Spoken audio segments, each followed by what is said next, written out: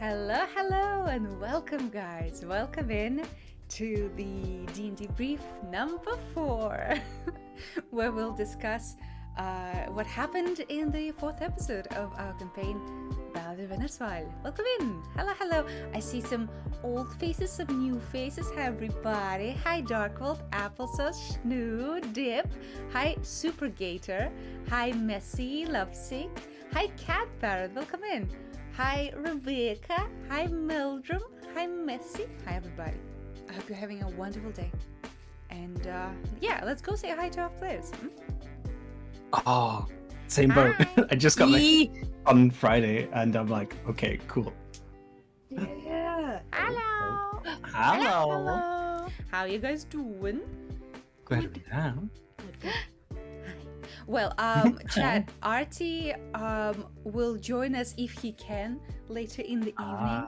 He has some family business to attend to, but that just means so that we can sit and gossip about Kova, and he has nothing he can do about it. Absolutely nothing. Nothing. But yeah, how are you guys doing today?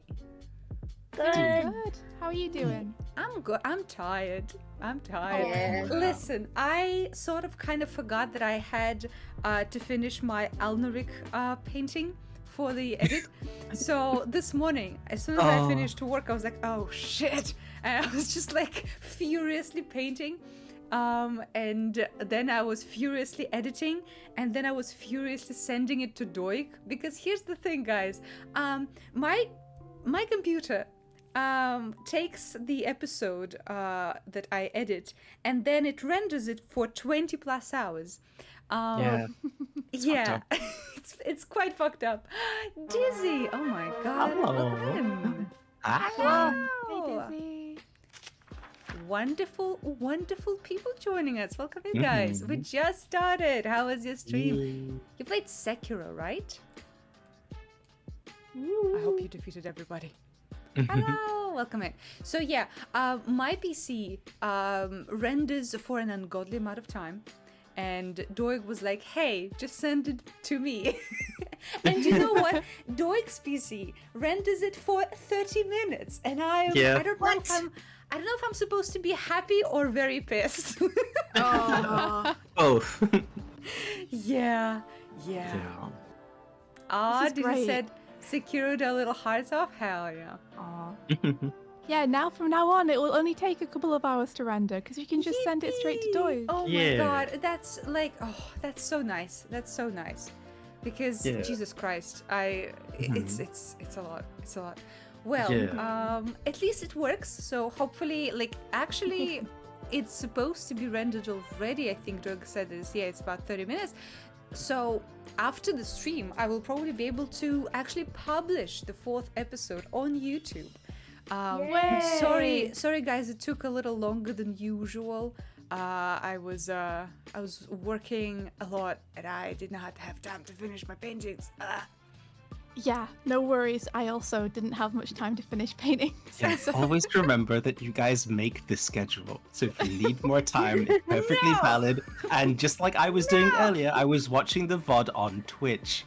Having a great time. But I want people to have the standard to be set, the one that you want, but don't worry about it, or I'll harass you. Guys, here's the thing. It will be, this evening, it will be on YouTube, and you should all go there when it's out there and check it out, because it has 16 new pieces of art there, including, but not limited to, this one you can see on screen. Wait, 16? 16! I counted it. It's 16. Did it again. Oh my gosh, we did it again. Yeah. So Swifty, remember how you said, guys, 4 an episode? That's it. That's it. Yeah. How's that going for us? Oh no. But yeah, it is 16 pieces of new art, and some of it is very cool, and some of it is extremely cool. So yeah. It's true. We're crunch on time, which is I wonder why. Listen. Listen. Listen, as long as it's not feeling like work, As long as it's feeling like good. fun. It's good. It's good. Yeah, It yeah, is yeah. I'm really enjoying it. And honestly, like I never really thought I'd enjoy like video editing, but I am enjoying like working on these ones because it's very simple editing. I'm just finding the moments where to put art, checking if I need to like get rid of some like dead air, like BRB stuff, etc. And it's nice and chill, and I like it. Aw. Yay. Yeah. Hi, Pilky. Pilky, get out of here with these words. Just generate AI. Nope. Get Nope. out. That's the door. Why don't you Yeah. just generate your map, Pilky, huh? Yeah. Yeah, how about Generate them that apples? ass. Why don't you? But yeah, This ass is homegrown. I'm so excited for you guys to see the new art when it's on YouTube. It's all farm to table. Like real yeah. human hands made it Mhm. and cried Free over range it. artists. Free range artists. Grass-fed. Grass-fed artists. Yum. Grass-fed. Delicious. But yeah, like Non-GMO. this piece is actually collaboration between Swifty, Artie, and me. We all worked on it. Isn't that And great? Steven. And Steven. I'm gonna pin that. Ass-fed. Thank you, Puffling. Yeah. Thank you, Puffling. Ass-fed artists. So true. Bring it over here then. Mm-hmm. Big Chat, words. you know, Puffling is wonderful. Yeah, Puffling's wonderful. True. And also now, beautifully married. Yep. Yay! So cool. Congrats. Range artists, but all they do is stay inside and hurt their hands. Listen.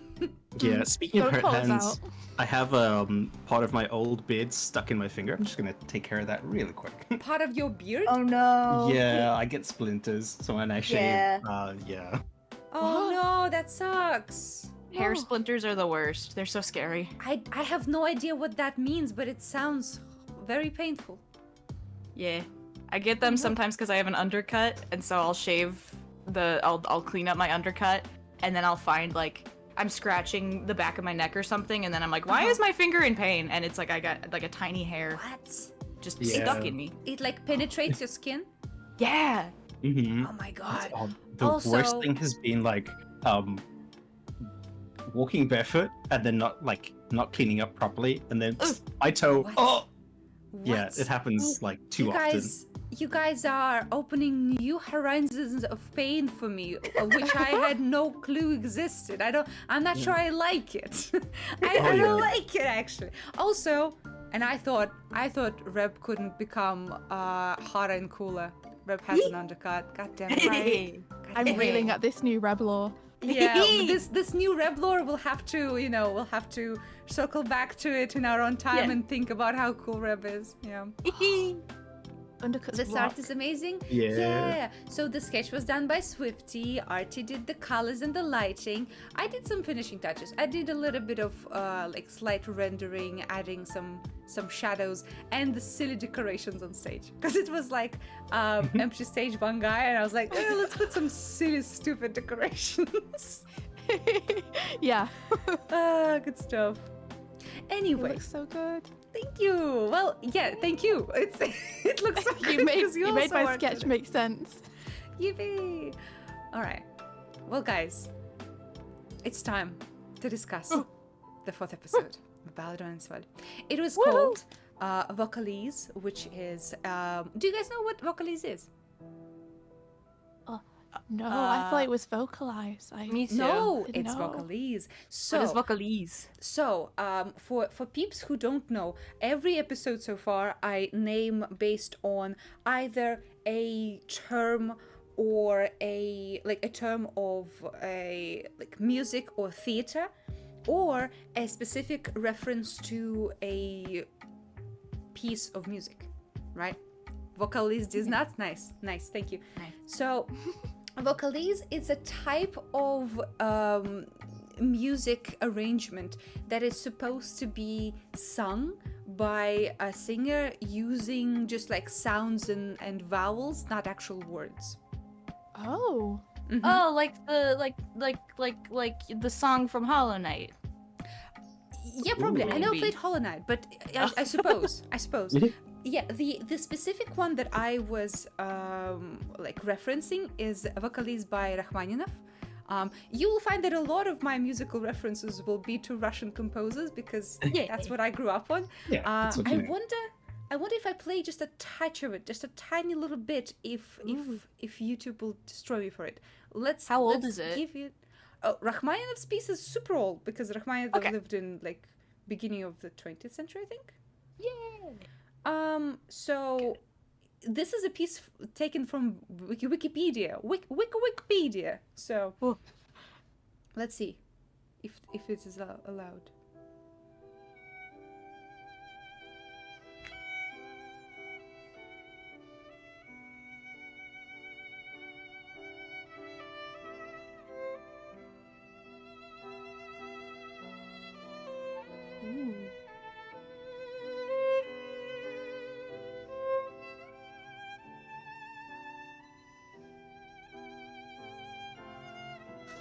Okay.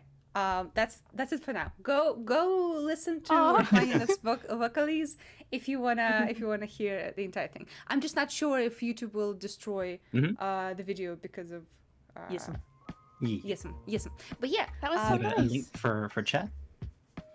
Sorry. Can we get a link for chat? For a Wikipedia page? Sure. There we go. There you go. But yeah, this is the reference for this episode's name, and I was thinking actually between two names, and I chose this one because I thought a lot of this session will be about talking, about players talking, and also about some other characters talking, and we'll get to those. We'll get to those later. First, we need to discuss these beautiful goobers. So, chat, can you roll a d4, please and thank you? I feel like we should do Kova last because I feel like then we can all pile in together and just yell about stuff. Absolutely. Good idea. All right, in that case, number 1 is Ritz. Thank you, Darkvault. So, our favorite Ritz moments. And of course, chat, you are very, very welcome to join us in complimenting Swifty because there's a lot to compliment. Oh. My favorite moment is absolutely Ritz stuffing his face with pastries in the intermission between the acts in the theater. It was so stupid, and also the art you did for it is amazing, and I'm not gonna show it because you guys will have to watch it on YouTube, but it's so good. You have to watch the VOD. Yeah, as soon as you said there was a buffet, I was like, well, as soon as that's open in the intermission. Yes, absolutely. I'm trying to remember. There's so much that happened. Yeah, like the specifics of like each moment. Like I really like the intro with Alneric because at no point is Ritz trying to sell anyone out. You're like, Kova, I don't know. He's just some annoying kid who wouldn't leave me alone. Like I don't know what to tell you. It's very, very good and like suits Rick. Rick. Rick. It's their fusion. If I'm ever gonna make like a doppelganger character of each of you guys, it's gonna be Rick, Whack, Corey, yeah, and what's for Kova? Carl. Bova these nuts. It's Jova. It's Jova. So Jova. Yeah. Cody, nice. It's all really good. I liked the bed, the jumping on the bed. Yes. Chad also mentions that. Jumping on the bed. And it was twice in one session. That's powerful. I can't believe that was my first Nat 20. Like since we got the cool Nat 20 animations. Yeah. Oh, I'm very happy it was. Another fun one was the immediate shouting through a wall. Yeah. Yes. Like, what's the deal? Why is Kova still a flake on the ground? So silly. So silly. Yeah, I love that Wick was shouting back too. So Yeah. it's like there's just a minute of them both shouting through a wall at each other. Oh yeah, I feel like that's a perfect moment to show like the difference between like Kova and Kari. and Ritz and Wick, because Ritz and Wick are absolutely the type to be screaming at each other through the wall. Yeah. Yeah. Mm-hmm. Yeah. Yeah, that whole sit down. Hey, why is Ritz so good at redirecting? Oh yeah, a little sneakster. Oh my god, it was so infuriating to listen to, because like people ask him legit questions. He's like, I don't know. Why are you here? I don't know. What are you hiding? And like, everyone knows that you're trying to evade the answer. Please. Little stinky man.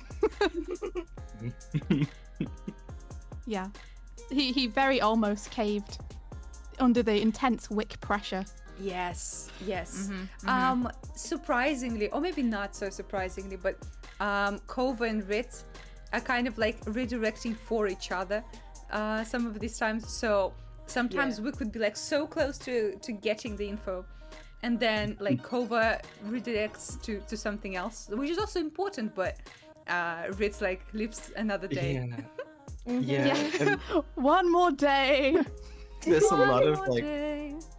support both from Kova and Ritz, where like if there's too much pressure on one of them for like, oh yeah, we need you to tell this information, it's like, no, it's fine, that they're not saying anything. There's here's this other thing. You're like, hey, you, we were getting somewhere. You go away, go to the point.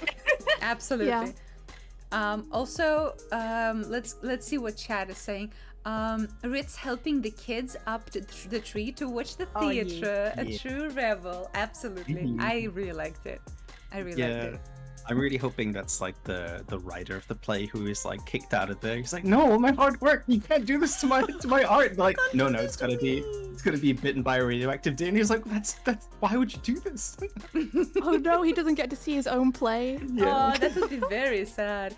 So mean. Weep says, not session specific, but I love how Indy is maintaining this obviously hurt boy, but keeping everyone at a distance for their own safety. What are your secrets, hurt boy? That's the thing. Every time I get close, I have to think about like what it means to Ritz, him telling people and what he thinks is going to happen after. And it's like at that moment in time, they were about to talk about the box, and Ritz has information about Gwen that can help them get it to her, and he wants to be able to help them. So he's like, should I say right now, no, I can't. I have to help with this first.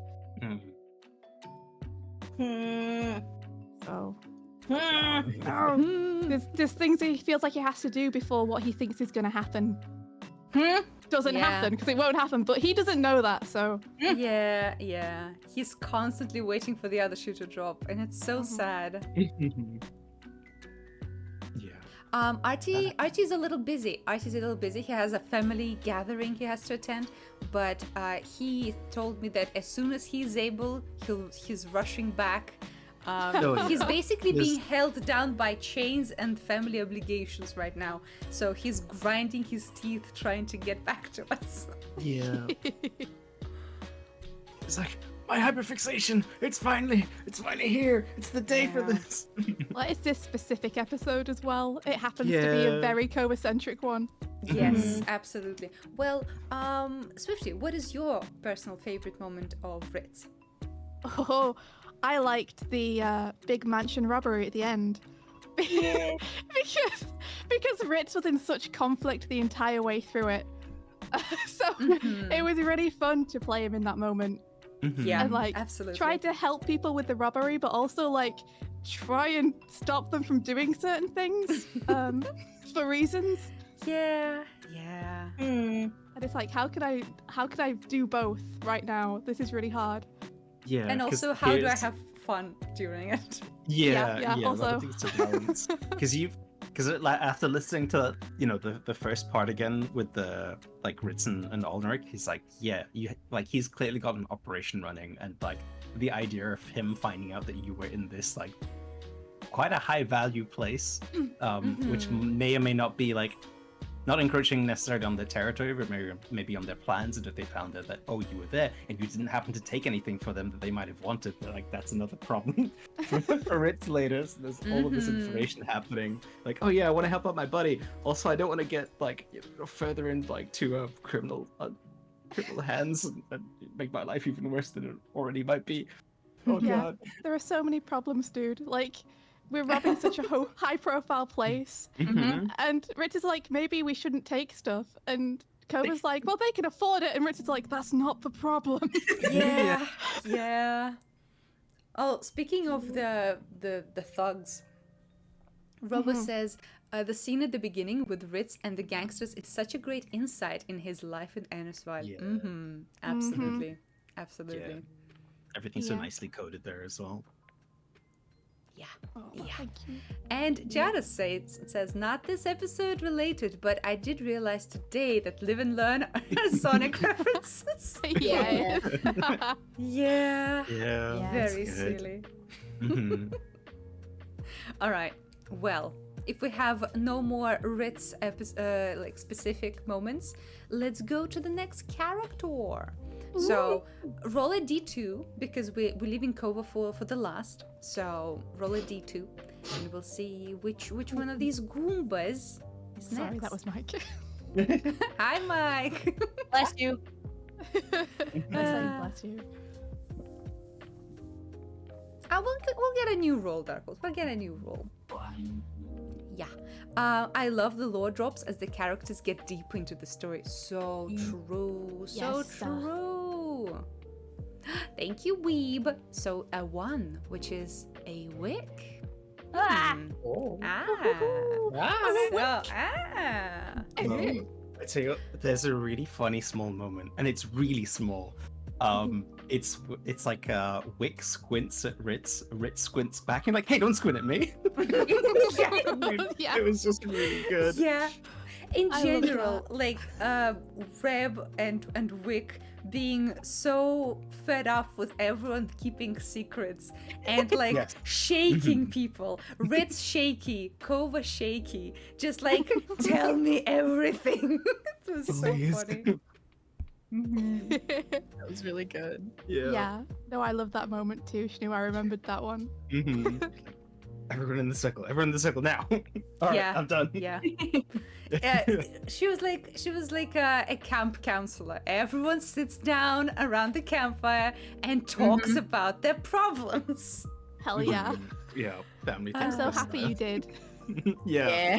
I was on the cusp of like, yeah, no, we gotta just gotta bite the bullet. Get everyone. to, Yeah. like, attempt to speak. Yes, this is a funny one. Oh, your patron? Oh, I think I got a nosebleed or something. No, I think you said I'm blue screening. Yeah. Oh, Yeah. It was great. And it was funny because I couldn't remember if you had mentioned like a while back having issues with blue screens. So I was like, oh, like we'll just wait for them to come back if the computer's like freezing up. I didn't even realize like, oh no, this is you in character. Like I'm Yeah. starting, I'm rebooting. Yeah. The blue screen issue was fixed, and now the meta knowledge is accidentally leaking. Yeah. Oh, Yeah. that's good. That was really good. I liked that whole thing. The circle. Yeah. I don't know. It was yeah. Yeah. It was Yeah, very, very friend good. circle. Yes. Circle. I remember at one point in chat, everyone was like, "This is the party where no one wants to talk and be a burden," and I was like, "This party is just trauma personified." Yeah, yeah. All of these goobers came with their characters, and I'm like, "Ooh, what fun party are we?" Oh no, oh no! All of them have so many issues. Yeah. Yeah. We're getting through them though. We're getting there. Are you? I think you're collecting more like Pokemon. Oh yeah, the others for sure. Ay, ay, ay. Ay, ay, ay. And of course, we can't not mention egg. Egg. Egg. Thank Egg, you. yeah. Yes, Mhm. egg. Big.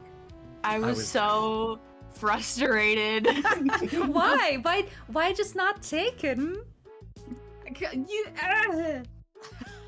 V knew what you wanted. Mhm. She put it Egg. right in front of you. Yeah. Oh, But Kara was also, pretty proud. It's not edible. It's not an So- edible egg. It's well, No. it's not edible, but I will tell you right now, little peek behind the screen. It's not just a Fabergé egg.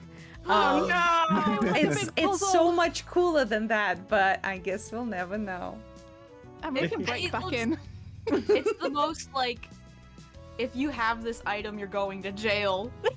Yeah, that's very yeah. fair. It Oh, These is little also, in items. Aladdin. Yeah, Hi. exactly. Hi go back guys, hi someday. Tiefling Fan. Hi Loveling Fog. Fog, I have a personal vendetta against you. I know what you did. I know what you did. What's that? What did Fog do? What they do? Fog just sent me a very, very lovely tip on Boosty. And it was a very sudden and very sweet, and I Aw. So I Boosty, remember. Boosty works again? It does work again. Yes, it does work again, which is exciting. Well. I logged in and they're like, oh, That hey, guess what? The thing that we said doesn't work anymore works again. Yippee. So Mm, that was a lovely surprise yesterday. yeah. But That yeah, is very- the egg egg. is so funny. So funny.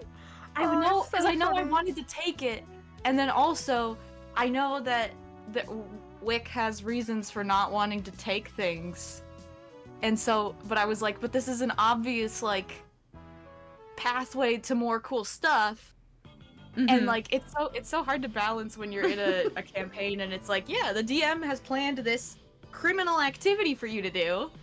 How far in do you want to go? Yeah. Yeah. This whole sequence with the stealing, I knew that Kova had no choice but to comply. Like I knew that at least one character is going in, but I was like, are they all going in? Because if yes, this is a huge trial by fire. This is stepping over some guardrails that were assumed by this point. And now we're just in it just because our friend needs it. And that is much stronger bond than just, oh, we're here by happenstance and etc. You know? Yeah. Yeah, 100%. Like, it was a really tough decision, Yeah. Mhm. Yeah. which is what makes it meaningful. Yeah, it's like literally 50-50 on the decision. Like, do I come with them? Do I trust them to be on their own? And like that was kind of the one that Well. ended up like topping out. He's like, yeah. Yeah. Thankfully, natural 20, we avoided a lot more stuff, but it's still like Mhm. it's very likely that they will know that people were there, something was taken, and it's probably still also highly likely that they know something about like the people who broke into that place. But Yeah. we'll have to see. We'll have to wait and see. Yeah. Reb, if you took the egg, you could have been Billy Hatcher. Oh my god! That moment was so hilarious, though. Yeah. Yeah. It was so funny. Especially because, like, your teammates were like, you could just take it. Yeah. What do you Like, mean? You know that Nope. Kronk moment with his Angel Kronk and Devil Kronk? They all three were Devil Kronk. I mean, Oh, Ritz no, wasn't. Ritz was like, don't. Yeah, I was also like, if you don't take it, I will make you something. Yeah, that's Kova. true. Which I'm very excited about. Yeah, I have 2 or 3 ideas for it. Is it gonna be Ooh. eggs? Is it gonna be bacon? It could be eggs. I mean, in real life, I just made a 10 egg pudding that was actually really fucking good. That Whoa. sounds a exciting. 10 egg pudding made out of 10 boiled eggs, a can of coconut milk, and then like sweeteners to get it to a taste. Is it good? It's good. It was like the Ooh. whole thing is 1,500 calories, and I should not eat it all in one go. So it's like 300 per serving. Damn. So many egg. But the other things, yeah. Either food is one idea. I was like, actually, you know what? The ingredients there is like cocoa powder, egg, and like source of fat, and that could be very close to like Arctic ice cream, for example, which has its own like mix of ingredients that is fun. But in this case, I'll make something for a week. Exciting. I did session 1 where it's like, yeah, no, I can look into this. Absolutely. Also, Robert says Reb missed out on Egg and Daisy Drop. Time for a second playthrough. Yeah. New game plus. imagine that Or was a Daisy thing. drop, and then she could roll around like a Billy Hatcher. Oh, Yeah. hell yeah. I have a couple more Wick moments that I wanted to call out. It's Go been ahead. really cool. Getting to talk to Wick finally about what is up with her and Betry. Yes. Yeah, that was really good actually. That was That was really good. And That it was whole fun. interaction was nice. Mhm. Yeah, I Yeah. liked getting to show her like that Ritz has her back by giving her the info from Alnaric earlier. Yeah. Yeah. Nice to be able to Mhm. do that. Yeah. Ritz has an insight into Wick that even Wick doesn't have currently. Yes. Yeah, a blazing trail of destruction, huh? You know. Uh-huh. I know what you're talking about. Interesting, very interesting. Yeah. Yeah, I have more to say about what Alneric said about all of you. Yeah, it's true. There was a dialogue in there. I noticed at first, but like sort of passed through. It was like and more egregious was Moonbear Yeah, even cleric. more egregious. I was like, huh? Interesting, right? Okay. Why is that so egregious? Why Also, I indeed? never said I was a cleric. How do people know? How do they know? How do these particular people know anything? You know? Well, I do have a big old holy symbol on my chest. That's that true. might- And a that big might do. stick. Yeah, but why is it so bad that you happen to be a Moonbear cleric? That's interesting. Very good question. Mm-hmm. But yeah, I love that Find moment out. with Wick. I did too. It was really. I liked. Yeah. I like that we're getting really good at naturally bringing things up that we know we want to talk about. And Yes. it's really nice because it always turns into more than just question answer or anything like that. Yeah, Yeah. absolutely. And it always I- leads to an insight into characters' personality and their whole kind of being. Like similar thing happened between Wick and Kova in the beginning, where Kova was talking about like, hey, you're also a follower of one of these spirits, right? So it was very interesting to see what approach Wick has, which is pretty understandable. I think no one expected like Wick to be religious, but Wick being so like physical and pragmatic in daily life, makes sense in her understanding of the spirits as well. Yeah. It was And great I- to hear that little bit about how she lives. Yeah. Yeah. And I Sorry. oh, there you go. Okay. Well, because it's cool that Osmi is a character that I can like go back on and be like, oh yeah, Osmi was a cleric. So like obviously like the stuff is a little bit important to Wick because her partner is a cleric of some sort, and yeah. Yeah. Like it's nice that you can play off sort of two characters from the same clan because you have two different points of insight and perspectives from that. So it makes for like really interesting just talking points, because then it's not just, oh yeah, this is what I believe in. It's nice to have that point of contrast, so you can go like, oh yeah, this is what one way of doing things is from the same like clan, and this is how Wick is involved in that little cycle. Yeah, exactly. And it's very fun looking back on even the one shot where Osmi was, right? Because it never came up during the one shot, but we all knew that she was a cleric of the Forge, right? So that is like one of the main domains of the Blackboard clan. So if we ever see Osmi during this campaign, which I mean I can't see why not, because she's such an important character for Wick. Yay! It will be so interesting to see like what her understanding of this whole system is. Yeah. Yeah. Yeah. Forge I love clerics are Wick. rad. They are very rad, indeed. Yeah. Indeed. All right. Any other Reb and Wick moments here? Everything. Everything. Actually, oh yeah, one moment that I really liked was during Kova's disastrous attempt at leaving the crew behind at the theater and them catching up and talking about stuff. Oh yeah. The incredulous way Wick was like, so wait, let me get this straight. He wants us to come here and give them this shit. We become allies and then we immediately betray them. What the fuck? Yeah. Yeah. Oh yeah. Great Wick Great. moment. Also great Wick moment when she was like, I'm just following my friend to try and make sure he's okay. And it's like, Yeah. oh, Wick. So cute. I liked there was a I don't remember what there's been a lot of like references to like pinky promises or like promising people things. The pinky And swear. It's The sacred. pinky swear. It's sacred. And then I think at that point, or at one point, I don't remember when, but Kova said something, and I said "cross my heart," and I was like, that's gonna stick around in her vocabulary. For sure.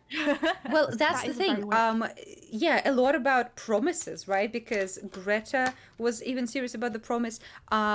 Pixies demanded the party to swear. Kova asks you guys to promise that his information stays between all four of you. You just put something in my head. You can pinky swear Kova, but Yeah. Only you one. choose the wrong hand. Yeah, you're like, oh wait. Yeah. Well, maybe there's a reason for that. We don't know. Yeah, I'm there's deep lore in this campaign that I'm aware of that Woke I'm up like, Wammas. Yeah. Very interesting. All right. Yakuza energy. Well, that means next up we need to discuss Schnoobert and Kari. Yeah. Carrie. Oh my god. Well, obviously one of the huge moment. Okay, where we're getting into it. Yeah, we're getting into it immediately. Mhm, Kari using command on her teammate, overriding his will. That's fucked up and also really cool at the same time. I, as a DM, I was like, oh, I'm gonna have so much juice out of that one. I was like, Oh, yeah. I was rubbing my little paws like a raccoon. Oh yeah, I knew what I was doing. Yeah, amazing, You know. amazing moment. Amazing so RP good. choice. Very juicy. Yeah, because it gives opportunity, because I'm fully expecting a reaction from the other players, either next session or for it to come up at any point. And then from there on, like having a larger talk, especially about the things that haven't been discussed yet. Very much like what I included in my. But actually, no, I won't say it. I won't say this part. Yeah, save it. Yeah. I'll save it for the RP stuff, so it's more fun. Yeah, I thought it was a good moment to use a spell, because at that point, like, Kari as a cleric and the powers that are given, like it's more of a healer class. This is more of a passive one. It's there to save lives. So the logic that I use with Kari there, like, fits her character. So for me, thought nothing of it. I was like, yeah, no, this is the right thing to do. Also, I know exactly what the consequences are. Even after using, telepathy and seeing how that can go wrong, I'm like, yeah, let's go. Let's do it. Yeah. You just repaired your relationship. and then immediately afterwards. Yeah. Yeah. It's cool because, like, we know now that, like, Kari used to be a warrior, and the way her play style, so to speak, as a cleric is like unique in a way where it's like using command and stuff. Like, it kind of, the command spell specifically reminds me of, like, being a general in, like, as a warrior, like giving commands to, like, armies and stuff, and leading the fight. And so it's really interesting that this spell, being part of the cleric get up, is a thing that she's willing and able to use on people that she cares about too. Absolutely. Kari may seem like very collected and stuff, but she's just like the rest of the party is in this, like, transition part of her life where she's trying to figure out stuff, and it's so exciting to see how everyone, like, interacts with the new things that are thrown at them. So cool. Yeah, I'm so excited to see what the fallout is going to be from that moment, and to hear, like, what the other characters potentially think about that. Yeah. Because I know that Ritz feels very strongly about it. Yeah. Oh yeah. I love that Ritz immediately, even though he really, like, respects and looks up to Kari, he was immediately like, hey, that's not cool. Because Ritz has such a strong, like, moral code, and he has his own view on what is okay. And I love that he was immediately vocal about it. Yeah.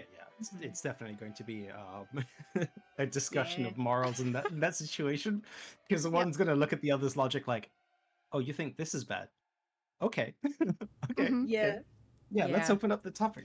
It's so interesting. And I love that, like, all of this in character drama, we're all, as players, are so excited about it, because we know that it's simply, like, it's within the story, and we're like, oh, this is juicy. Oh, how are they going to get out of this one, Yeah, I'm so interested to see how it's going to play out, though.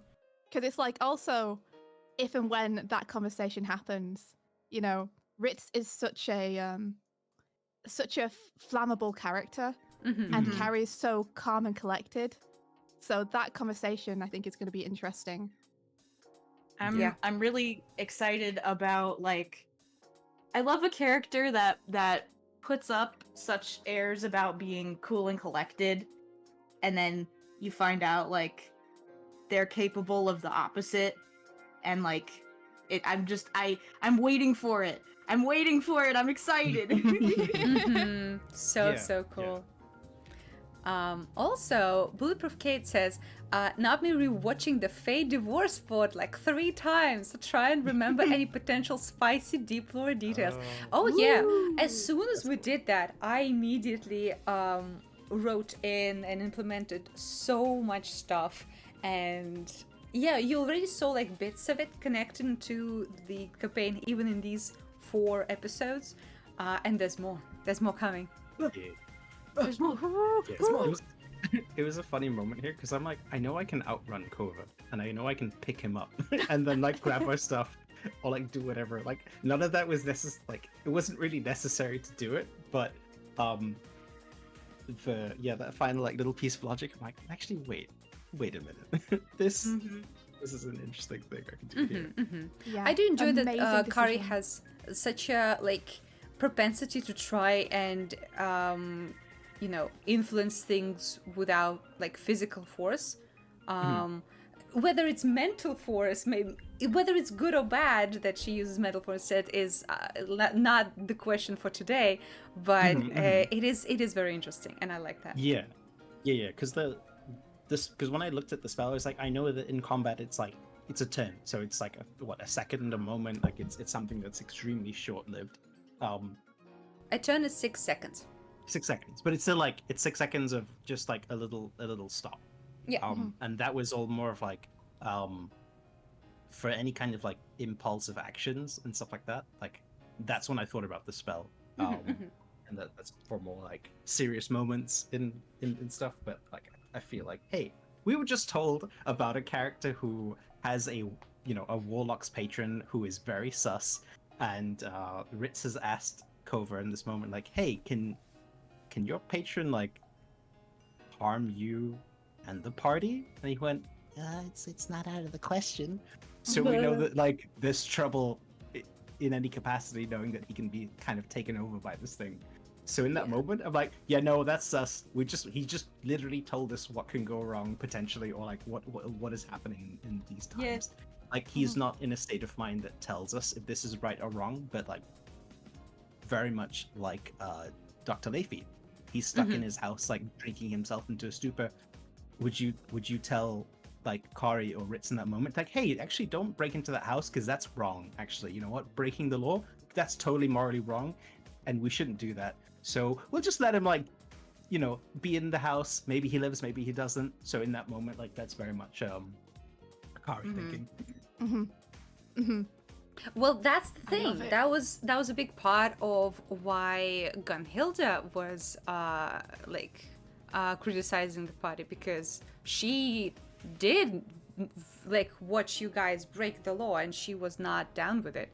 It's that same question of how much influence over other people is moral, because for different people that line is in different places. For Gunhilda, it's very like lawful, and for Kari it's clearly not as lawful, which is interesting for Ritz to find out, I think. Yes. Yeah.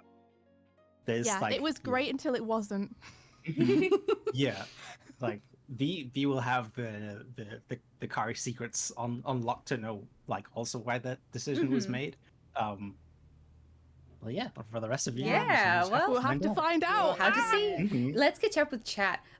Kate says, y'all's chemistry as a group for character development is off the charts. Hell yeah, I agree.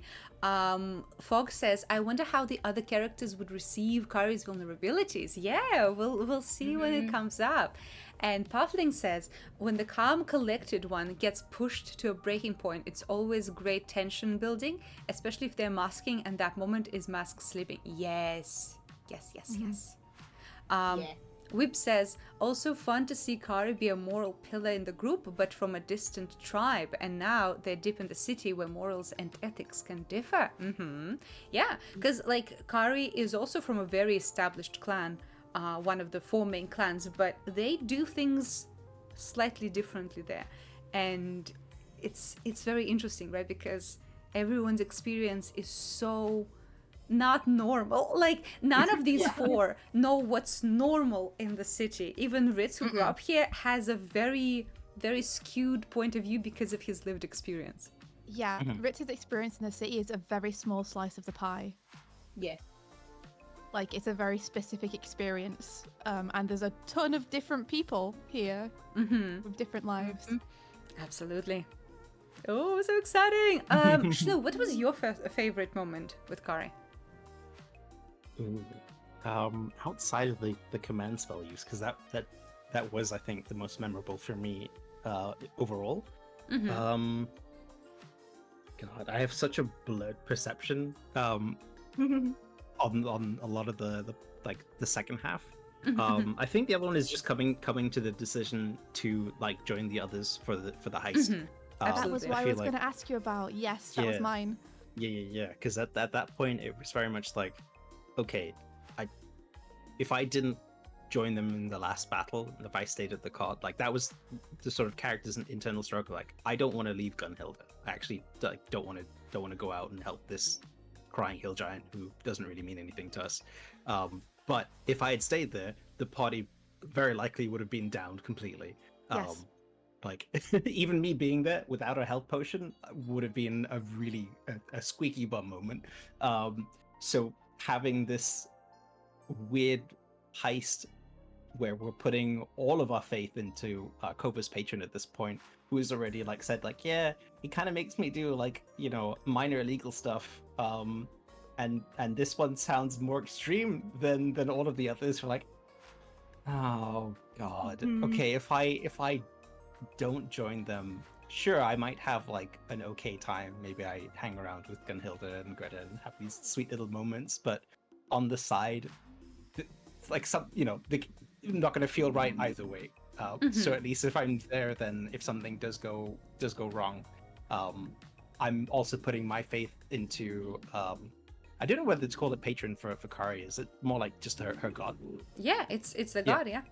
It's her like into her own god and into her own faith. Like so far, she's been still, you know, being led by that more than anything, which is also very different for her character in the sort of like last few years. So it's a lot of like just mixed questions, not really having an answer, and going like, well, at this point, I should look out for them. If I'm the cleric, if I'm the protective, this is the role I've taken up. Then this is the one that feels stronger than you know not doing anything about it. Yeah, I was gonna ask you because it's like such a strong decision for Kari to make and say so much. So I was really curious about your perspective on it because, as you know, Ritz as a character and me as a player, we're both like, I feel like Kari's not down for this, and there's a large chance that she will just be like, this is too far. Like, I could maybe keep watch for you or like stand outside and make sure nothing goes wrong, but I am not coming into that mansion with you. Yeah, very much so. And I think actually in hindsight, that should have been the action I had taken. Like, I'll go with you, but I'll stay outside and I'll keep watch.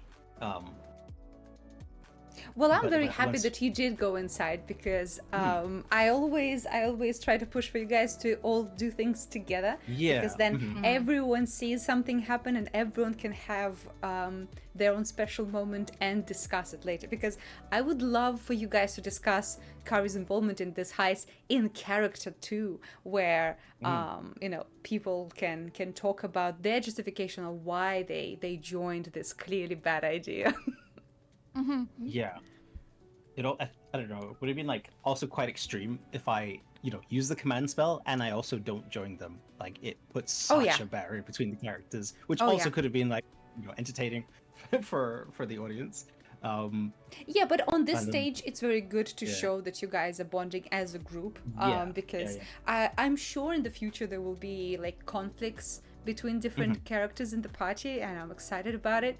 But on this stage, it's still like the party is so brittle that everything that brings you guys closer is good, even if it's a little bit of crime. A little bit of crime. Yeah.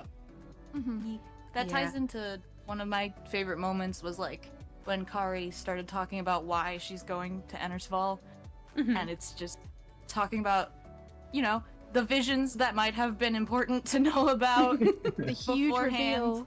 Yeah. By the way, there might be like a potentially god-ending thing coming. Yeah. Who said it? Godsunder 2.0? Who said that? So yeah. This is actually why I always laughed at Vio. He's like, hey, can you send me like an audio clip of like the first bit? Like I just need that quick little section just so I can say with some vigor and because we had just been so busy. So busy. Beforehand. So busy. Like, yeah, we have a box, we have like creatures who are chasing us. Like the first couple of sessions meant that there wasn't really like time. And it's also like, hey, I just met you, and this is crazy. There's a calamity. So come with me, maybe. Yeah, it would have been like a, hey, it's you're about to leave on a night out, and then like someone just tells you their entire tragic backstory, and you're like, it's 2 a.m., dude. I need to go get the bus home. Yeah. Please What stop. do you mean the world's gonna end? What?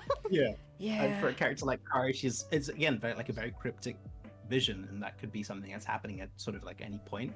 And I was asking sort of as we were like going up, I was like, oh yeah, has there been like things happening in these lands? And actually that came up during Swifty and I's duo session. I asked one of the NPCs, I was like, hey, you seen any weird shit?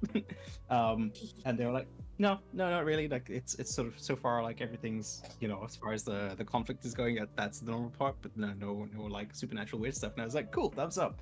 Obviously the box was the main one, so I didn't really feel the need to ask anyone a question regarding that. I was like, oh yeah, no, this is the current big thing. Two God, two Thunder, yes. Yeah, very good, Filky. Yeah, Whip says it escalated quickly from little flightless fairies to Godsunder 2.0. 2.0, yeah.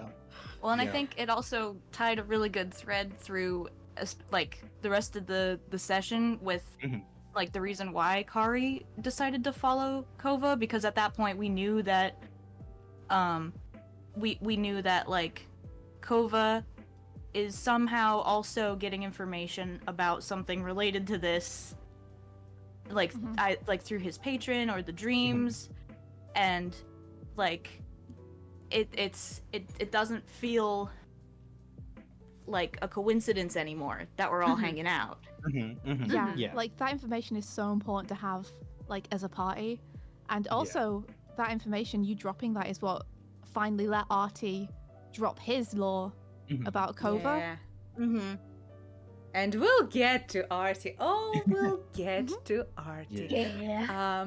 Bulletproof Kate says, jokes aside, I've never really had a chance to get into D&D, and Yoel's campaign has been so good and has me so hooked that I'm now trying playing Disco Elysium for the first time, because I'm craving more theater of the mind role-playing, story, depth exploration. Oh, hell yeah! Awesome. Yeah, Disco Elysium is a very, very cool game. But I would say it's very different vibe from D&D. So when you feel ready for playing some D&D, I think you should definitely try. Definitely. There's a lot of groups online, and even on our server, you can definitely find a couple people to just try it out with, because you know that our community is nice and chill, and it's unlikely that it's gonna go horrendously bad, which unfortunately sometimes online D&D can, because you never know who are the other people, But yeah, I'm excited that this is helping you guys also get into the hobby. Yeah. Well, speaking of Lokova, is it time? Stop talking about the boy. It might be time. Can we also, as we talk about Kova, talk about you as a DM? Because the two are so tied together this episode. And there are things that I'd love you to talk about and tell chat, like the fact that everything had to go off a certain way this episode, and you managed to pull it off. Okay, even though we're also rowdy. So sure, tell us everything. One little compliment I also have to give, because I enjoyed it the first time and I was enjoying it again earlier, like before meeting up. Your voice is Metri, and like the tone that you use. I love the dialogue. It's really fun. I love that he's a little stinker. He's just a little stinky boy. I can't believe you guys are bullying him so much. He's so generous. He's a little stinky, but he's trying his best, you know? He's the movers and the shakers. Mhm. He's cute. All right. Well, yeah. Let's talk about our boy Kova. George. And Oh. if there are segues to me, then I shall allow it. But Kova first. Our favorite Kova moments. There was a lot to discuss, a lot to see there. Chat, let us know as well. What do you guys think? I genuinely think like all the like the theater stuff is really cool, but I really enjoyed his scene where he opened up. I thought that was really well done. I like the timing of it. All the even like when he paused to check everyone's insight, like it felt like it was a really organic scene and one that fit Kova quite a lot. And then it's sort of an important moment for him. Absolutely. And yeah, Kate says, a favorite Kova moment 48. 48 points of damage in one strike. Holy shit. Oh my gosh, the best lead into a level up ever. Yeah. This is. I knew that you guys would get a level if one of the two things happens. If you finish the heist for, well, it's heist is a strong word, but finish the robbery for Kova's patron, or if you actually deliver the box, and you did both of those things. Ooh. So yeah, this moment with Kova is such a good example of you guys getting stronger and more confident with your abilities. Great moment for a level up. Oh yeah. It also struck the fear into me because I looked at that 48 and I was like, that would permakill any of us. And then I was like, enemies have the same crit rules. Yeah, exactly. And Kari has Guiding Bolt, Kova has Guiding Bolt, and yeah, if any of the NPC mages roll a critical 20, then you know, good luck to you guys. I may have the same spell, but my rolls go the complete opposite way. So I believe you'll get one. Yeah, I believe it's gonna happen, and it's gonna be cool as hell. Yeah, I loved the same moment though. The moment when he opened up, I really liked that Kova had basically like a memorized script that he defaulted to. I thought that said a lot about the character. That was a really cool choice. To have him like act so unkova like in that moment by falling back on like a failsafe. Yeah. There was this. Oh, I was just gonna say that like the pure honesty of us being able to ask him stuff like, "Yo, are you actually a danger to us?" and him being like, "I might be." Yeah. It's not out of the question. I really liked there was a small part between Wick and Kova where it reminded me of the moment where Wick was like, you know, you need a health potion. And he's like, I haven't needed any before. And she goes, how's that working out for you? And he's like, not that well. And she was like, I don't think you know your patron as well as you think you do. And then his response was so cold. Like, I know him painfully well. Yeah. And then it was just such a good, like, they have a bond between each other where they are starting to be more honest with each other. And like, I don't remember what I said, but then like the response, I think it was the same kind of pattern of conversation between Wick and Kova where it's like he rebuttals and then she says, are you sure? And then he goes, eh. And it was just a really good character moment in my opinion. Yeah. That was the quote he put. I know I'm shifty and I seem like I've got a lot of stuff to hide because I do, and I have so many secrets to take to the grave, and I don't know if I can fit it in anymore. I was like, oh, that's good. Yeah. The boy is boiling over. He's boiling over. The secrets are spilling. So many good lines, and each one so loaded with like double meaning that you can dig into. Also, another little moment between Wick and Kova that I really liked is during that whole conversation when Wick is like on her last drop of patience. Like, how many of you are lying to me? And he's like the sounds of a modem, because he knows he's caught and he's so awkward about it. Yeah. I think, yeah. It's Kova's really good at being baby. Yeah. Being baby. So we don't want to push him too hard. No, And you then- should push him hard. Yeah, but Yeah. he's not baby. He's not baby. He's 30 something, man. He's Yeah. not baby. 31 actually. Yeah. He's a criminal. Well, now all of you are criminals, so Oh No. no! yeah. How is that working out for you guys? Oh, How did this the happen? mirror. The mirror. The mirror. The mirror. Yeah, the Yeah. mirror. Mirror. I can honestly say I had a couple of different theories as to what you guys would ask of the mirror. Well? I assumed it would be a party decision. Well? And I was basically putting most of my eggs in the basket of the box. I was putting my eggs in the box, and I was like, oh, interesting. And yeah, Kova threw a curveball over there. We have no idea what it is. And you have Yeah, no I was idea gonna what it ask. is. We didn't hear what name he said, right? Did he say that in his head? I think he said it in his head because he talks to his patron in his head. But you saw the result, right? You saw him looking at the mirror and then crying and talking about seeing an old friend. Yes. Then that's all we know. Yeah, And that's we saw his all you reaction know. and got We the don't even- explanation afterwards, but nothing else. We don't know what the mirror does. Oh, he Yeah. explained that. He said Yeah. looks in the it can show past. you the past. Oh yeah, after he threw it into the lake. Yeah. I'm so mad. That's the thing. Like again, a little thing. I was like, what if they go for one of the mysteries from their like character pasts?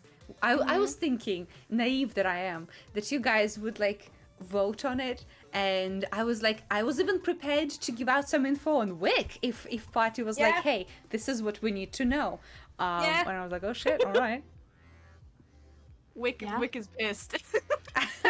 Wick is Oh, really? pissed. We haven't. There's been like 2 minutes of her knowing that thing can show pasts, and she's like, Yeah. wait Oh. a fucking second. Oh no! And now it's downriver now. Yeah, it's She doesn't- gone. I don't know if she knows how to swim. I haven't decided yet. It's gone. Yeah. Yeah, that's another thing to probably discuss in character, because like there's a lot that this mirror could have given you guys. Yeah. Mhm. Yep. It would be funny if I used that second spell slot. Hey, stop again. Command, Stop no it. swimming. Mhm. Yeah. Hand it over. Wow. Kate says, Kova's saying, yeah, my patron can hear us continuing to talk shit about how he doesn't like him. Yeah. Yeah. I love their Oh, yeah. relationship. Yeah, says a lot about their relationship. Very interesting. Because, Absolutely. yeah, on one hand, this patron has a lot of power over him, but he's obviously still not scared to like bite back a little bit. Mhm. So it's like, okay, Yeah. what's going on there? He's always like, "Where's my gratitude? Like, what did you do? Everything, actually." Everything. You're welcome. Yeah. He's I- that kind of bitch. Yeah. I think it's so fun to get to know a name for the patron now, and like cuz Kova explained that he's not a god, he's just a guy, right? That's what can he said. bleed. That's what he Yeah. said. He's a guy who just can't bleed or something, which He is can also bleed. very Yeah, he can bleed. Can Yeah. bleed. He can bleed, Yeah. yeah. which is Which- scary. And interesting because we Yeah. don't know that Kova can see him. Yeah. We only know he can hear him. So him being able to bleed implies that Kova has seen him at some point. Tried or yeah. Mm-hmm. And we yeah. Yeah. Ugh. And he can Ugh. hear us as we speak, like through Kova or to Kova. Which- He can- Yeah. yeah, which means It's that, very like, fun. yeah. I'm like, well, I'm glad I have the dual mind, so I can speak safely when needed to the others at least. Well, Yeah, that's the actually, there are question. 5 people in the room. Yep. Yeah. Mhm. At all times. and- Ooh. Can the patron hear Kova's thoughts? And if so, can he hear your mind link if you mind link with Kova? I have to ask That- him. that is the case, yeah. Great Yeah. question. Mm-hmm. Yeah, like what's the separation between what the patron knows and what Kova knows? Like, if Kova knows a language, does the patron automatically know that language too? Mm-hmm. Great Not that I've been question. thinking about how to get secret messages to anyone. Oh yeah. Mhm. Ooh, I like this question from Exploding Crayon Art. Would being in water extinguish Wick's furnace? I have thought about this a little bit. I Okay. think Well, I how think- about we yeah, leave let's- this for when it actually happens? Oh, Yeah. I hope Mhm. you can close your little vents. Yeah, I've been thinking quite similarly because like when it came to Kari staff, I was like, yeah, there's mainly like wood as a base and then there's metal ends because metal in a cold climate is very extremely dangerous because you can get hypothermia really quick because it will take out all of your heat. So if someone like Wick happened to be in cold lands where he's got like these metal attachments, like she would need either like a replacement of some sorts or like some magic protection in order to just survive over there. Yeah. Yeah. Well, I'm sure something like this will come up where we'll see how Wick's body interacts with water, cold, etc., Yeah. etc. Push Wick into the community swimming pool. Yeah. Yeah. Yeah. Well, there is a bathhouse in the city, so maybe. Oh, Yeah, Oh, you know what? so- Actually, you've given me an excellent fan art idea. Ooh. Oh la la. Ooh la la. Darkle says, is the patron able to hear when you mind read in the same room, even if not to Kova? Well, that's the kind of stuff we can't know unless we either talk to him or learn about his secret some other way. Don't know. And even then, would he even be honest? I don't know. Well, that's the thing. Like, the information that he gives may not be the truth, especially with someone so tricksy. If Kova is ever inclined, he might try and research his patron rather than just ask him, you know? Yeah.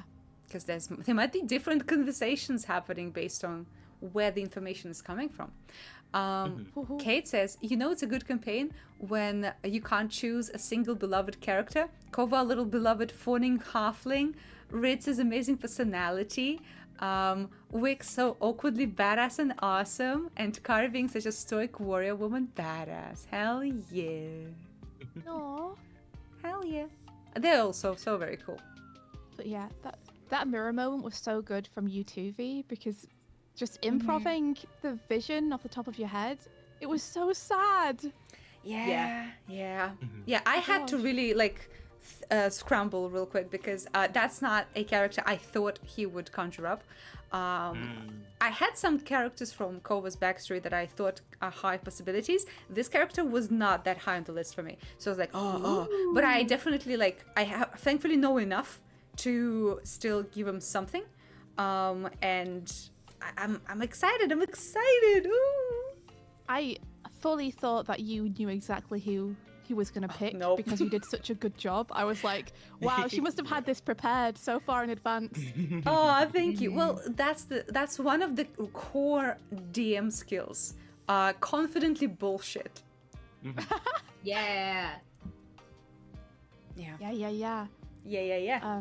Also, Kova's decision to when he had the amazing theatre part where Samel talked to him from the stage, his decision to just try and run and do it himself rather than to get any of the characters he's just told about his patron involved at all or tell them what was happening. I thought that said a lot about how Kova has had to kind of rely on just himself for the last amount of time, how he's kind of used to not having other people to help him out of this kind of thing. Yep. Why is everyone so sad? Yeah. Which is kind of why I ended up using the command speller. It's like, nope, we're not doing this. We're not doing this again. Darko says, now imagine the mirror getting stuck in the river at a spot where a kid just frequents and makes wishes at the river for no other than just random reasons, and the river showing the kid visions. Oh, guys, I know exactly where that mirror is going and how it's going to be used. And I have a theory. please do tell. It's a theory that I stole from chat. 'Cause someone Nice. someone said it, and then I was like, "Yoink, that's a great theory." So apologies, I don't remember who it was, but shout out if it's you in chat. But someone mentioned, what if Kova's patron has multiple warlocks and it's coordinating, so that mirror could be being passed to someone else that they are watching over. Very interesting theory. I will not say anything about this. Oh, it's Jadis's theory. Hell yeah. Hell It was yeah. you. It was you. Yeah, I will say nothing, but that's an interesting thought. That's an interesting thought. Ooh, It is. ooh. Because we've. Okay. Yes? Sorry, I have another point. It changes the subject a little bit. Oh, Go for it. Oh, if sorry. it's gonna change, I can Yeah. finish this one. Yes. Yeah, it was interesting because we've got hints at Samuel being like definitely a weird stinker and like has his own desires that he's taking upon himself to enact through Kova. And there isn't like that conflict for all the characters making decisions here. Like Kova's mentioned that he was fearful of something coming, and then he started getting Kova out of Morn. Also mentioning to Kova that the mirror was going to someone who needed it. Obviously, again, for good or evil, we don't know. And it's good that we don't have that clarification because it means that we can sit and ponder. Which is good. I just really appreciate that vagueness. But yeah, that is very true. The good pull, Shnu. Indeed, Samuel seemed scared for some reason, and that's why Kova was basically kicked by him out of Morn and put on this path where he met Wick. Which is very interesting. Jada says there's another thing that I think it could be related to. Please let us know if you want in chat. But yeah, Reb, you had a thought. Oh, well, that also made me realize, like, another thing about how alluding to the fact that Samuel is celestial in some way, because Kova's reaction to talking about celestial stuff was like, oh, that's what my patron deals with. And it's like, well, if the calamity is some sort of threat on, the constellations, he probably has a horse in this race in some way. Maybe that's a very interesting thought as well. Look at you guys, so smart, so smart. But also the other thought that I had was, where did it go? Oh, the realizing that, well, I don't know how intentional. It's intentional. Kova being called Little Quill, like the pen on paper writing a story for the for the patron. Because the patron's so theatrical and like, this is our story we're writing together. Isn't this fun? And it's such a good analogy. Yeah, that's another through line that happened on Kova's session 0. And there are reasons. I'm so excited for when, maybe in the future, when I give a bit more information about the patron, maybe some people in chat will be able to like piece together who or what he is, because there's stuff, but I'm not gonna get to it today. Also, Kate says, wait, is the mirror the Feywild CCTV from Fey Divorce? I will neither confirm nor deny. Oh, amazing. Kova's patron may be being Letum, the mortician from Fey Divorce. Well, if it is, it certainly sounds and looks different, but then again, powerful creatures can change how they look on a whim. Darkwold says, Reb, is that why Kova refuses to take handouts? Because it is less interesting as entertainment. I did wonder a little bit. Mike came up with this, whether Kova writing in his diary is something that he has to do for his patron, as like a way to document his story. Maybe. Also, this is an interesting thing. What does Mike think? I literally had a conversation with him about all this today. I was like, let's talk about theories so I can talk about them later. So I have more theories I yoink from people for this discussion. Little gremlin just gathering every theory. So what did you say? Oh, to be fair, it was mainly me talking at him about my theories. Nice. So that was like one of the bits that he came up with where I was like, oh yeah, that's great. That's a great pull. I was basically trying to construct a little timeline in my head as to what might have happened to Kova. Because 12 years in Morn, 2 years a warlock. But he said that Samael was the one who beckoned him into Morn, but he didn't know who he was at the time. So I'm like, okay, was he beckoned into Morn by Samael in the guise of like either someone different, or were they friends for 10 years? Did he tempt him in with stories because Kova loves stories? Were they like great pals and then Samael took advantage of a bad situation Kova got himself into in Morn because Morn's a really dangerous place? Like, what were the circumstances? He also mentioned that he's been disconnected from his family and friends, which is like, everything about it feels like an abusive relationship. Like, but we have no idea because we just need more to go off. But it a little bit like a cult. Yeah. Samael is also very hot, I'm just saying. That's true. And also, I just know that in the future, when Art is watching this VOD, he's just like gnawing on the side of his table, just like biting the corner of his mouth because he can't contribute or say anything. Sorry, Artie. Artie-specific torture over here. Can we talk a little bit about like the meta knowledge that we've gathered through? Sure. I mean, these are the moments where we can discuss them because during the sessions, Yeah, because I have to look through my notes because we've seen Kova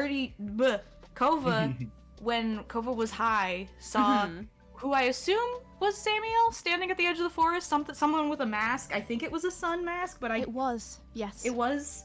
And did Swifty go back and check? Crying. What? Did Swifty go back and check after this episode?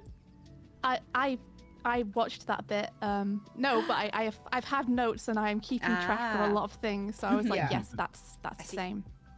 Let's see. I'm looking through my note. I wrote it somewhere. I thought. Yeah. But yeah, you're correct. Yeah, but yeah, it's so like Kova's reaction to seeing what I assume is his patron in standing there and then just crying. Like, it doesn't seem like it's a one-sided relationship. It seems like something happened. Oh, I think I know what that might be. Yeah. I have a theory, at least. Okay. Yeah, this is a meta theory, using meta knowledge only, but I believe that Kova had not heard from his patron in a couple of days and had maybe thought that his patron had left him alone, and then seeing him there was like, no, he's still here.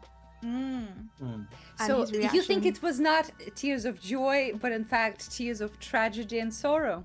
Yes, I think it was tears of this guy isn't gone and I thought I might be free.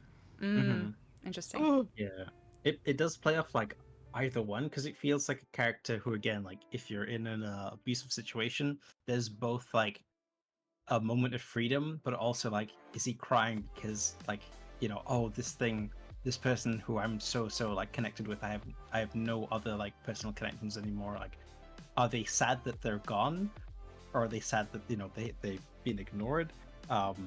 You've no idea to tell like exactly what's going on because they're in a point of conflict in that situation. Interesting. Very, very interesting. I'm so excited because like I know the things and I can't contribute, can't agree or disagree because I'm like, oh, it's gonna be so fun when you find out. Yeah. I really want to watch Renfield with you guys just for Kova. Yeah. It's Speaking of like Kova related characters, when we started watching when we started playing Stray Gods this week, if Chad has not watched our Wednesday stream, we started playing Stray Gods, and it's a game about like Greek gods in modern world. And as soon as Pan showed up on screen, everyone it was like, oh shit, that's just Samael. And it is so similar. It's crazy how similar a lot of their talking points and their tactics are. Yes. Yeah. Like, Absolutely. I didn't know, but RT and V were both like, it's just him. It's just simply him, and I'm so excited about it. Also, Jadis says magic alarms being off when Snake Man was out of town seemed awfully convenient. Usually they exist specifically for when you're out of town. I think the heist went as smooth as it did due to coordination and prep outside the party. Are the warlocks or not? Who knows? Yeah. Who knows, but it's definitely Samael's doing, right? But Kobe yeah, confirmed that with us. well, Samael definitely knew that alarms would be off. Whether it's because of his involvement or something else, we do not know. But Hold on. yes, Hold on. what? Rev's Rev. cooking? I'm cooking. Where did I write it? The Pale Adder clan was the clan that the wizards went to after the fall of the Raven, the Blind Raven. Yes. Which I also didn't realize that the Blind Raven clan had fallen, which makes sense for why Dr. Layfeed is the way that he is. Well, some way. Well, that give me happened a a long second. time ago. Yeah, the Blind Raven clan was not called Blind Raven for a long time. The fall happened a long time ago, and it is still a clan that exists right now, and it functions, but they do not have their own land anymore. They have much like weaker standing in the politics of the empire. And although they are still a place where a lot of doctors and researchers and wizards go to, they don't enjoy the same, standing and respect that they did when the Raven was in its power. So it's an interesting thing to consider that when a spirit gets wounded, so does the clan. Interesting. Interesting. So I'm connecting the dots. Go ahead. Go on, Rev. What you got? Well, so I don't trust this Pale Adder guy, right? And I didn't want to stereotype, but like he's snake coated, okay? Okay. I didn't want to stereotype the snake coated clan. I didn't want to stereotype the clan of wizards. While we're looking for a wizard who stole a book about experimenting on pixies. And like this guy has memorabilia of Godsunder in some way. The freaking That's a great armor. pull. Yeah. The freaking armor had an adder. No wait, it had a. Where did I write it? Next page. Next page. Next page. It was an adder was choking out the golden dough or something like that. Was being snakist. I can't believe it. Snakist, but the evidence is there. That's a great point, though, Reb. Like the fact that he had armor that seemed like it was almost celebrating this kind of grisly scene is interesting. Oh, the wolf was eating the raven, and the bear was attacking the lynx. The adder was choking the golden doe. Yeah, everyone was Which going crazy. Feels very much like, hey, he's the right hand of Lady, like he's working with Lady Petra and Lady Gwendolyn. There's gonna be some subterfuge. Yeah. Oh, yeah. You guys immediately mistrust this guy. It's so interesting. I still don't know exactly what to think, but it's just, by what they're into, whether it's poisons and everything else, like there's just some elements for some natural shadiness there, whether again, like very much like Samael, like good or bad, that's we need to find more out. But what I thought was really interesting about the armor was that, like, if I'm not mistaken, like all of the clans are relatively new. So like this sort of like constellation that was on the armor, like this was something that was either made or discovered like fairly recently.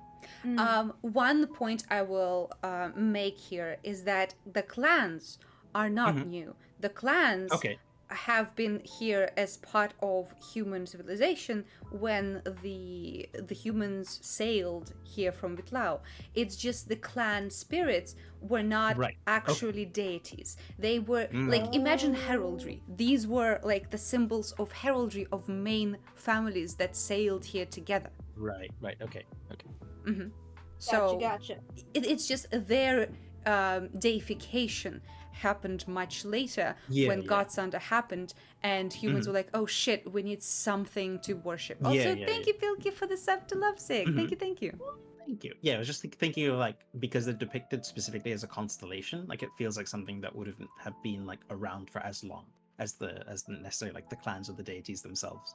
So it's like almost like a premonition that has been like made at some point. Whether if that was like so long ago, I guess even spookier. We'll find out, I suppose.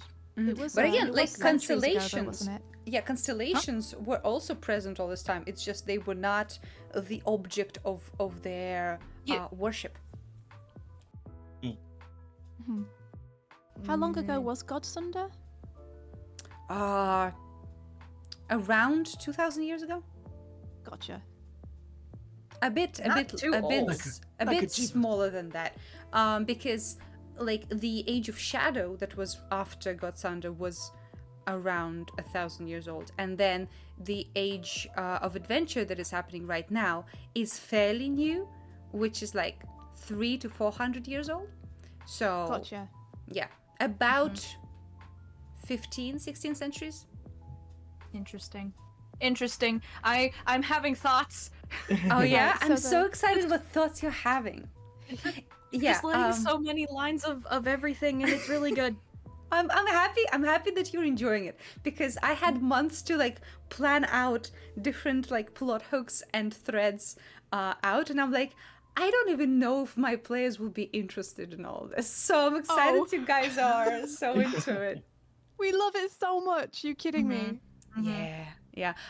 Puffling says, in the vacuum of God's Thunder, the heraldry became the new focus. Yes. So the heraldry was based on the constellations, and when gods were gone, they're like, this will be what we look up to.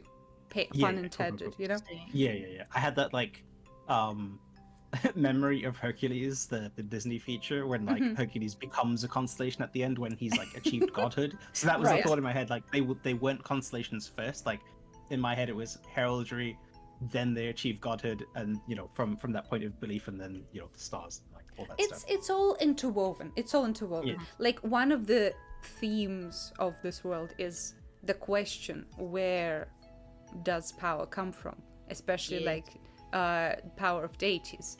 Does it come from the being, or does it come from the faith?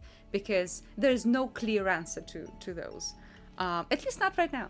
So also, Darkpool says, what if it's not a premonition but a plan? Interesting question. Also, Tyrannosaurus says, maybe not yet the time to show it, but Lady V, do you have, or are you working on a world map? So Pilky is working on the city map for Ennersval, and I need to start drawing the world map, because I had some stuff, because I had this world for years, and I led like years-long campaigns in it before, but I never really sat down to draw like the full world, so I had regions, and I need to find time to actually do something like this, I gotta pile things together, because it's so much easier to see what countries we're referring to when it's actually on the page. So I know it's gonna happen. It's gonna happen. Even if it's like like the Google Maps top down flat colors, like there's no detail, it's just like basic shapes. Like even that, for I think for us players, is enough to start with and go like, okay, I know what north and south is sort of pointing to, and having to like envision. At least for me, like there's nothing in my head. It's empty. So like, that stuff is good. Puffin says, one day, V, you will read Terry Pratchett. Yeah, I know I should. And you tell me that a lot of like things that I came to are also, happening in some of Terry Pratchett's novels. So I'm very excited to actually get to it. But yeah, I gotta find time. Darkhold also says, by becoming deities, the heraldric had been gods since the beginning of time retroactively, so the constellations can still be created because they're gods. That is very true. Like, the paragods of godhood is beyond human comprehension, which is why the knowledge that a human went to celestial planes and did something is so terrifying. Because what the fuck, you know? Yeah. Crayon says, honestly, V, I'm so glad you said that. I struggle with making maps and don't have my big one finalized one. Yeah, it's just a lot of work and time that I don't have currently. But in my head, I have a pretty strong understanding of the world. So if we ever need to like check in, I will let you guys know. Yeah. Yee. Yee. Oh, also. Oh, sorry. Do you want to go ahead? No, I just have my brain is thinking. It's still cooking. I love that Rev's brain is thinking, and even in character, sometimes you hear like, Yeah. You can feel the thinking, yeah. Because mine's a subject change slightly. Okay. So if you want to continue, like by all means, go ahead. Okay, I have just one last thought. I want to point out the similarities between Kova looking like an amalgamation of creatures and being fae, and the pixies being experimented on, and the book being very important because it tells you how to experiment on fae creatures. Okay, that is all. Interesting thoughts. I also want to point out the parallels between Kova being a bunch of different creatures and those creatures each potentially being one of the constellations. Oh. That would be already down to a T. He's like, I'm gonna multi-class everything. Like, what do you mean? Everything. I'm gonna get into every clan. Yeah, I'm gonna multi-class everything. I'm gonna be every clan, and then I'm gonna make this complex series of logic and backstory that like legitimize everything. And you just see him like going to be like, please, give me. Yeah, Raman says, Kova is the ultimate astrology girly. Yeah. That's good. That's good. Weeb says a big world map can always be additional content for world building. If the players don't need it, don't give yourself more work. Yeah, but I do think it's good to have it, especially if we're streaming our campaign, for people to know where things are and stuff like that.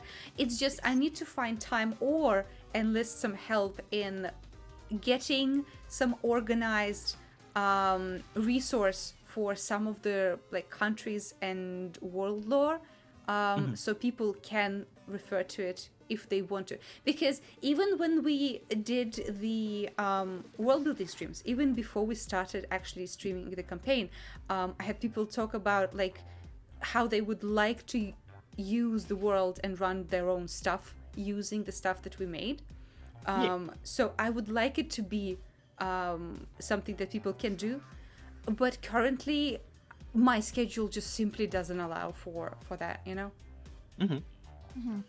Yeah, but I totally know it's fair. gonna happen. Like, that's so beyond fair. Like, you're already doing so much for this campaign. Yeah, You're just making 16 pieces of artwork all together. Yeah. Buzz. Darkle says, is belief a big Schrodinger's box, and when you actually seek the truth, you replace faith with certainty, therefore killing the gods? Amazing question, Darkvolt. We'll see if our players and in character ever get to uncover any of these secrets. I hope they do. I hope they don't just blindly walk through the story and miss all the cool historical connections. No, and they stuff will along the just way. spend 5 sessions looking for Chester and doing nothing else. If you let Ritz decide, that's what's going to happen. Yeah. Don't let him. Actually, Darkfault's question over here is like something I was thinking about earlier, like today, because it's just also like explaining to someone what the difference is between like just belief and fact is. If something is a fact, you cannot believe in it because it just is. Like Kari's name is Kari. That's not a belief. Like as another character, you can believe it is if you're questioning whether that's the real name that they're giving to you. But otherwise, like the fact and belief system, like if something is a fact, you don't have to question it. Like you don't even need the belief. But because in D&D, these things are real, like the question over belief, I think exists within like their communication or what you think their guidance is. So depending on how like loosely, you know, they're guiding their sort of believers or the people who sort of hold that that faith or religion or whatever it is, there has to be like some level of belief there and separation between like the god and then the person. I think that's where like the question or notion of belief comes in. But otherwise, like, yeah, the fact that the god exists again is a fact in this world. Absolutely, yeah. Like people know that gods exist. So someone saying just like I don't believe in gods, it's not a question of I don't think they exist. It's a question of do I trust in their plan and do I appeal to them for help? You know, that's the two different things. And yeah, in D&D specifically, it's not the question of like I just don't think they're real, because you can see it, you can feel it, you can feel the god smiting you for 50 HP when you have 2 as a little villager and then you're dead. You know, that stuff is easy. Puffing says, is there any aspect you're able to outsource, V? Well, yeah, probably, but it would be like someone else doing also work, which is, you know, also stuff. sometimes like just organizing other people to do things takes as much time as doing it yourself. Being in a management role, yippee. Yeah, that's true, that's true. But like, I don't know how valuable, like, chat, let us know, how useful would it be to open up a small like wiki that we can all contribute to, like those like wiki websites. Also, hi Noah, welcome in. Like we can put in stuff as we go there, but I don't know. I would actually love that. Yeah. Because then it could be a good reference for us as well, as players, for when we forget things about the world, we can go and check it out.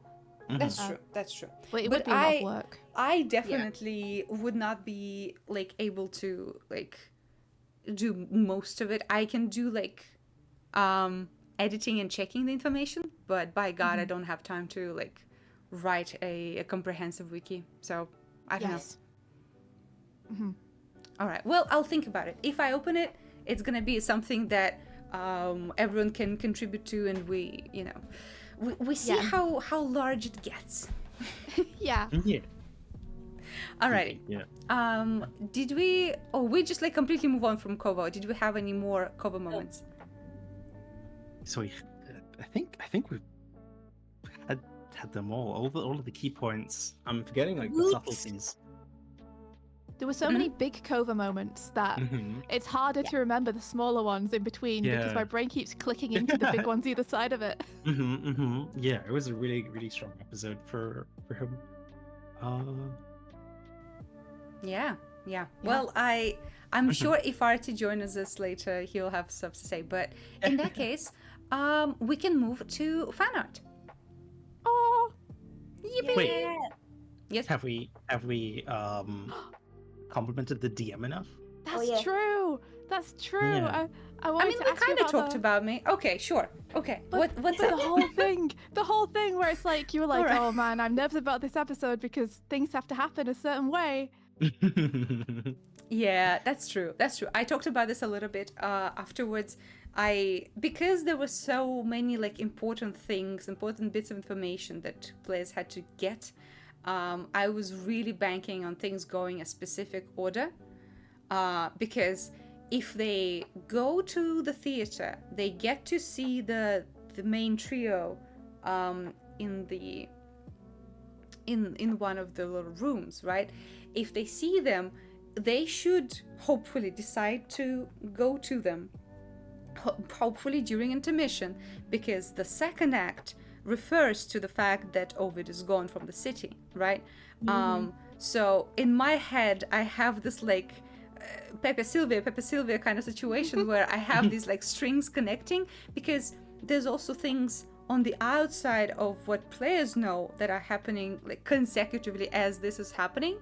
Like the reason for alums not being on, etc. I don't want to get into it too much. I don't want to give things away, but I was like, oh my God, I hope it all goes to plan. And it did. Yeah. Yeah. There's definitely like, it feels like you you have like a timeline, and that also feels reminiscent to another DM, Julia from Drawfee. I remember seeing like some of the talk of notes, and I was like, yeah, no, this I see this, I see both in this position of just like having a, because you like to forge a world for the characters, so that even without the player characters, like there's still a world that exists in Ennersval. So it feels like in order to have that, there's a kind of like a timeline of each character doing something. So I can see why you were worried at that point. Like, yeah, you have all of these strings running concurrently, and you need us to kind of work alongside that. Yeah. Well, that's the thing. Like, if you decided to not to go to the theater or something, that would be fine. Like, I would change things around a little bit, and you'd still have an interesting session. But yeah, there is like every day that you guys do something, a lot of other characters also do something. And it's like running one of those Heroes of Might and Magic games in your brain, where like every turn your little horse moves, and also you can see that on the other sides of the map, like 4 other horses do their move, you know? And I treat it day by day, which is quite fun. Like it very much feels like the sort of like Ocean's 11, Ocean's 12, like there's the heist. It's not just the, you know, the people breaking in and doing everything perfectly. It's the luck. So it's the character who doesn't happen to turn on an alarm. They leave something open, you know, like all of these things like happen in sort of like a seemingly perfect sequence. So it was really nice for that to play out in this manner. I love the thought of how butthurt Samael would be if we just didn't show up to the theatre. Yes! He'd be so butthurt. He'd be like, fine, I need to present it in a boring way now. Oh, the story, my heart weeps. my appearance on stage, you know? It's like, no one can see you, dude. It's just Kova, and he's too busy having tears in his eyes. Yeah, it's Psychopath. so funny. I love the whole play though, like the Golden Heel, The the actual play. Yeah, I forgot what the title of the actual play was. The Heel of Love. The Heel of Love. Heel of Love, that was the Heel of Love was so funny, and then Samael on stage was so cool and like ominous. Yeah. Jada says they already mentioned the improvised mirror vision, so I'm gonna go ahead and say the Furbolg's voice. So many people immediately were like, wait, is Furbolg kind of hot? Hold on. Yeah. Yeah. That was good. Again, Alnaric was super scary. I love the way that you play him. Aw, I'm glad you like it. Weeb says doing a big sprawling city is always such a huge task for DM because you have to manage so much, and V's doing wonderfully. Aw, thank you guys, thank you. I like how V manages the sound design. You really feel the moment. Oh, thank you guys. I'm putting a lot of thought into like what tracks and what effects to play for each session.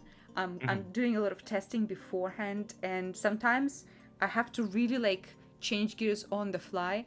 It's stressful, but I think it's paying off, at least so far. I'm really enjoying how the music adds to the moment.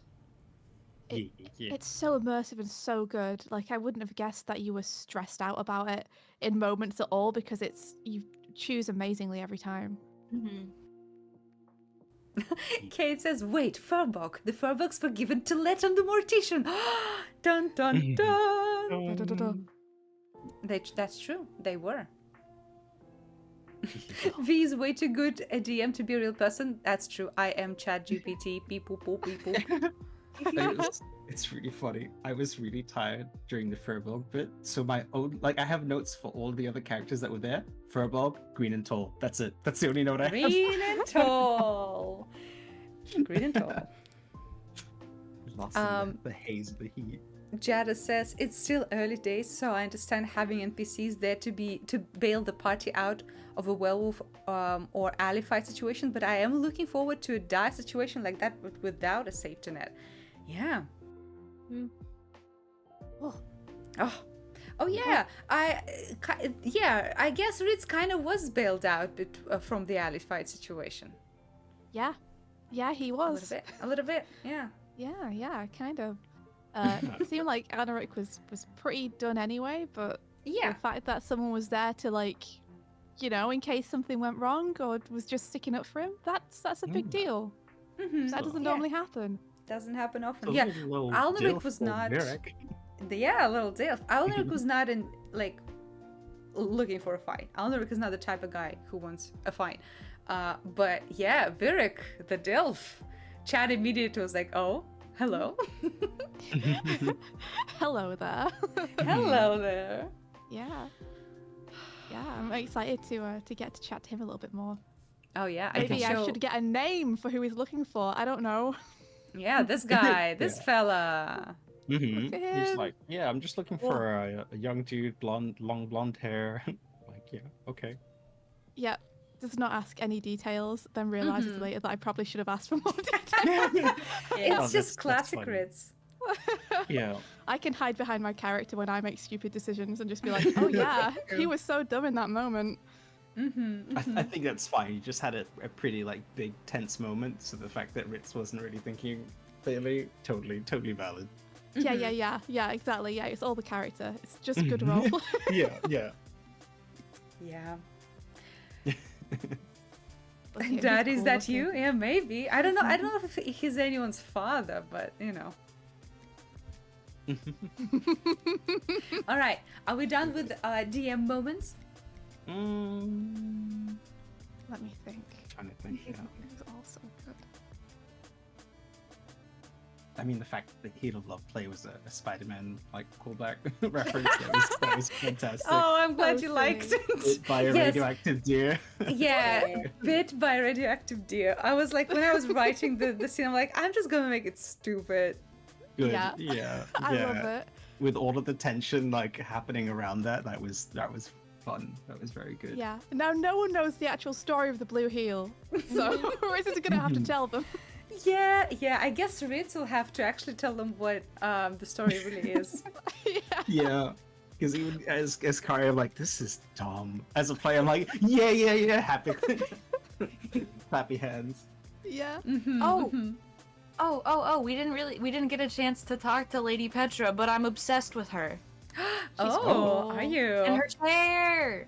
and her chair, yes. I like her chair. Yeah, I'm actually working on art for her. On two pieces of art. One just a portrait, and one with her chair. Martina is actually helping me design it because I had some like concepts, some sketches, and Yeah. I was like, "Hey, Martina, is this like okay?" And she's like, "Oh, you're missing this and this." I'm like, "Oh, okay," and I'm just adding Yeah. things. Because there's so many details with just the wheelchair. Because like you can start designing one, and then all it takes is for someone who knows to go like, that's not like an individual's wheelchair that they use to like maneuver themselves. This is one like the moment you see handles on the back, you like it's a big indicator like, oh yeah, this is someone who's like pushed around and taken. Yeah, They need to care but- and stuff. I mean, that is perfect for Lady Petra because she's always attended to by by her people. Yeah, but that like having that knowledge is important because if you designed it as like, oh yeah, this is one that like an individual would use versus like in world she's actually being cared and being pushed by someone else, and like that design wouldn't make sense, you know. So either way, like the more that you know about whatever like type of wheelchair that you're designing, like that ends up being really important. Mm-hmm. Yeah. Does Wick remember when she was set to be the leader? Did she also use a wheelchair? I don't think that Wick actually saw her. I think Wick heard the rumors that it was so strange that she was made head of the clan so early because she was in her 20s when that happened. Right. Yeah. And they Over her like brother. and they ignored her older brother to do so. But Wick, let's just say Wick had her own life to figure out. Yeah. So I don't yeah. think I don't think she cared for, looking like who's the There's ruler no of this TV. city is. Mm-hmm. Yeah, but I'm like sure her. you guys will have opportunities at some point to find out more about her or even talk to her. Who knows? Like, that's one of the lovely things about a long campaign, where things that seem out of reach on first level will gradually open up, and that is power, money, influence, and access to information and people. Mm-hmm. Yeah. Like right now, Speaking they of don't know you from Adam, so no one's probably gonna like let you just chat with Lady Petra, but maybe up to some cool deeds. That Yeah. phrase I was looking up just like a couple of hours ago, and I was like, from Adam, like, what does that? What does that mean? And then it's like, oh, Adam isn't like the first human. And I Yeah, was like, Adam is okay. like the biblical reference. Yeah. And I was like, but why Adam? And I was like, oh, I see what the phrase means. Okay. Yeah, I Took said it me- as Ritz and then was like, oh, that's not in world. Oh, Yeah. oh no. Fine, that's fine. Who's Adam? I was Who's listening, Adam? like raising my head. Adam's a guy that everyone knows in Ennersval. Yeah, when like I'm like, is it Olnert who's laughing? Is it B who's laughing? Like, what's the thing here? Am I missing? And I'm just gonna Google the phrase. Like this will help me out more. And I was like, yeah, it just means it's someone that you don't really know anything about. Yeah. It's just so old we'll just- or so unfamiliar. Yeah. We'll just pretend there's a guy called Adam in the city somewhere that everyone. Yeah. know. Yeah. I personally don't stress too much about like in-world phrases, etc., because a lot of phrases that we use actually have their origin in specific situations or referring to specific people in our world. Yeah. So My to go favorite in one there, being. yeah. Go on, sorry. No, it's just go ahead. going into too much is kind of an exercise in futility, because everything we are saying here is like shorthand for what would make sense to us as players. So it's all good. Yeah. My favorite phrase being a hot dog. Hot Hot dog. dog. That was dogs so don't exist. stupid and so out of nowhere. Like, yeah, no, they exist, sure, but just like Kovac out of nowhere saying hot dog. What's so Yeah. dumb? It's funny. Yeah. Everyone This- thinks that cat dales are hot dogs. They just warm them up. Yeah. yeah. Yeah. We all have that slip up of like, yeah, here's your like in-world like thought that you said out loud. You're like, what? Nope, I said it in Wow. voice. It's permanent now. Okay. Yep. It's so hard when you just automatically say things as part of your vocab and you're used to it. And Yeah. you know, you say something without thinking. So it's Mhm. good that it's like it's not a big deal. We can just Yeah. pretend it was world appropriate. Mhm. Yeah. Absolutely. I wanted to ask you guys what you thought about Gwendolyn. Since you got to Yeah. meet Right, Gwendolyn. great question. Hmm. Yeah, Gwendolyn. I'm gonna pull up her art as we talk about this. It's interesting that you're asking us what we thought. What do you mean? I mean, I don't know. Ritz seemed to be like, oh, I know her. Yeah, well, he does know of her. Mhm. Yeah, maybe that's something to discuss next session as well. Hmm? Yeah. Maybe. I don't know. I love the inclusion because the moment you mentioned drow, it's like, oh yeah, because they're all about sound, right? So then I saw the little attachment on the ear. I'm like, Ooh. Yeah. Mhm. Yeah. So to catch up chat a little bit, one of the core elements of my world building for this D&D world is that the different races experience the world differently because they are not just like their skin color and their ear shape is different. They have deep set differences in even how they interact and perceive things. And for elves, they have a very, very keen hearing to the point where when they are outside of the elven kingdoms, they have to have special earplugs that protect them from the cacophony. So all three elven religions are based on things they hear, right? So the high elves are following the unison, a dual god of harmony and dissonance. So it's all about magic, and they perceive the magical music is how they perceive the weave of the world. Dark elves, like Gwendolyn, dark elves believe in the echo, which is basically every sound, everything that happens in the world makes waves that reach you from the past and from the future if you only can hear it, you know? So the echo is the god they follow. And the wood elves follow the weald, which is the personification of forest, and they care about the sounds of a forest. So the rustling of leaves, the drops of rain, etc. So when they step out of their societies that are crafted to protect their delicate hearing and to enhance their perception and hear how fucked up and loud everything else is, they have a whole industry of special decorated and sometimes even magical earplugs that let them live in cacophony. Nice. Yeah. That's It's cool. so cool. It's such cool, like, world building. I love it. Yippee! I'm glad you guys like it. Yeah. And look how cool Gwen is. Oh my god. Mhm. Yeah. Mhm. So yeah, Yeah. what do you guys think about her? Well, I'm wondering why she has a scar. Yeah. Missed mouth with fork. Yes. Yeah. Missed mouth with fork. Yeah, a lot of interesting questions to ask. Why is a drow the right hand woman of the clan? Why does she have scars? What's her whole deal? Why is she looking for the box? She and the poor Louis. And poor Louis. Poor Louis. Poor Louis. And also, Yeah. it sounds like there were multiple of these kind of artifacts that they have been tracking down, which Maybe. is interesting. Maybe. That's the impression I got from what she said. It was fun for that. She what did she do? She like basically picked it up with a long pole. She was like, I don't want to touch this thing. Why'd you bring it here? Oh, she Yeah. never touched it. She never touched it. Mhm. That was scary. She was like, "You brought it Yeah. here. Do you not know how dangerous that is?" And we're all course like, not. "Oh." Yeah. Meanwhile, flashback to 3 sessions before this, when Wick is opening it with a fucking knife. Yeah. Yeah. But yeah, she never touched the box. At least not that you've seen. At least, what she did is ask the court wizard to check if it has any curses on it. yeah. And then asked them to take the box and do a thorough examination of the box and of the story you told her. So, like, maybe she thinks that you guys put a curse on the box, or maybe she thinks that it's pre-cursed. Who knows? But she's very careful. It's not cursed. I can tell you that.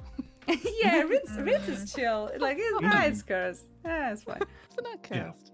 It's a little curse, yeah. Not cursed. Just a smidge.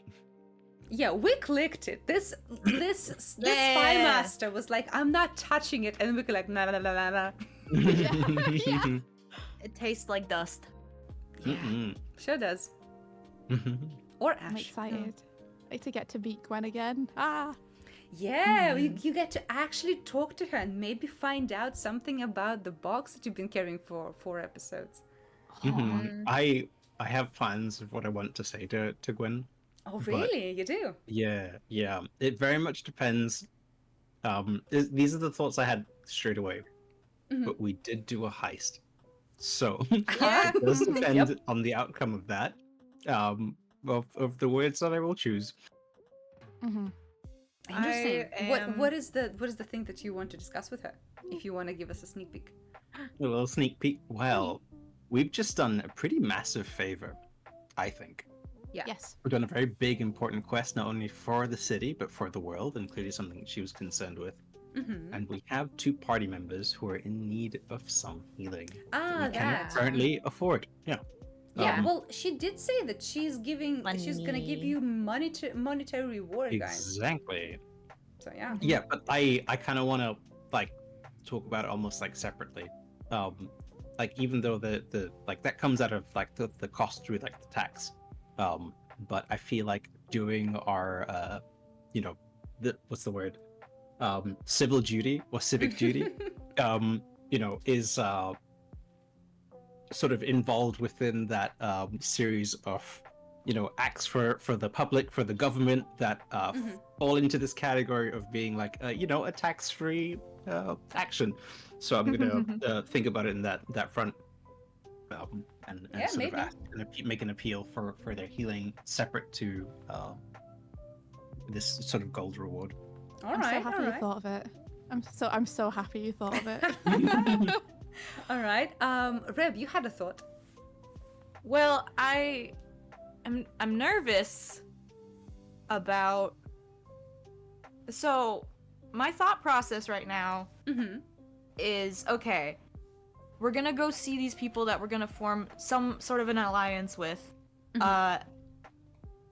Whether or not Lady Gwendolyn knows about the work that what's his name? Orin? Ovid, I think. Ovid the snake man? Ovid, yeah. because he had this mirror and there was like wizard messages back and forth, and it's like, what are you using the mirror for? Okay, why do you have all this weird stuff in your house? You know, we don't know if she's like how much she trusts him. She probably trusts him a lot, and if he's reliable, you know. But also, what if like maybe he's also was told. Maybe he also had a connection that told him, hey, don't turn off your traps today or something, and maybe he's actually like doing a good thing, or like maybe they're working together to get us in trouble, or maybe he's gonna get someone else in trouble. I don't know. The whole constellation thing is yeah. I love how sus you are of that I'm so guy. sus. You're I'm so so sus of him. Like, he appeared for literally 5 minutes. He's a wizard. That's all it takes. All he did, he bowed to you guys, he took the box, and he left. And he had weird boots. Yeah. And you're like, and weird stuff in his house. He is suspicious. He's like Bald Wizard in Dragon Age Inquisition. Like, I haven't even finished the game, and I'm like, this guy is sus. I'm halfway through the game. This guy is really sus. We can't trust a wizard. He did touch the box. He picked up the box. The other guy that died was holding the box, so I don't think that's an issue. And we clicked the box, so I licked the box. But also, I'm like, if like who is it gonna be? Like, is he gonna he's gonna go home and he's gonna come back and be like, my house, and we're gonna go see Lady Gwendolyn and Lady Petra, and he's gonna be like, hey, my house, and they're gonna be like, where were you? And yeah. I love that he comes home and he's like, dang it, my house. My house. My house! My house. Something is wrong. But he might be a good guy. That's the thing. He might be like undercover, like good guy, like FBI plant. What do you mean undercover? Why is he undercover good guy? Yeah, Janice is correct. He's getting sniped so hard by Reb. No. What if he's on our side with that, like, maybe Samuel told him to leave his doors open and he's actually fine with that happening. And like, what, like, maybe... Would have been nice for him just to leave the mirror underneath a plant pot or something then, wouldn't it? Yeah, he could have done more to help your robbery, guys, honestly. So not cool of him. Ramen says, gosh darn it, my house is ransacked. Gosh dang it! Gosh dang it. I don't know. That's so funny. Yeah, Ritz is probably going to talk to you guys about the robbery. Yeah, you guys have to talk about the robbery. We gotta. I kind of fast forwarded a little bit because I assumed that you all are tired and have a lot to process from the day. So we'll come back to the party after you had a long rest. So any discussions that you might have will certainly be like held in the morning with a clear head and a clear vision of the consequences you might be enjoying later. Yeah. Oh, yeah. So this is a great question. Let's hypothetically imagine, for a lark, that you guys come to Gwendolyn and Ovid is there pointing, j'accuse. What do? Well, Execute plan A. What's plan A? Well, It maybe has a they'll stink find on out it. next session.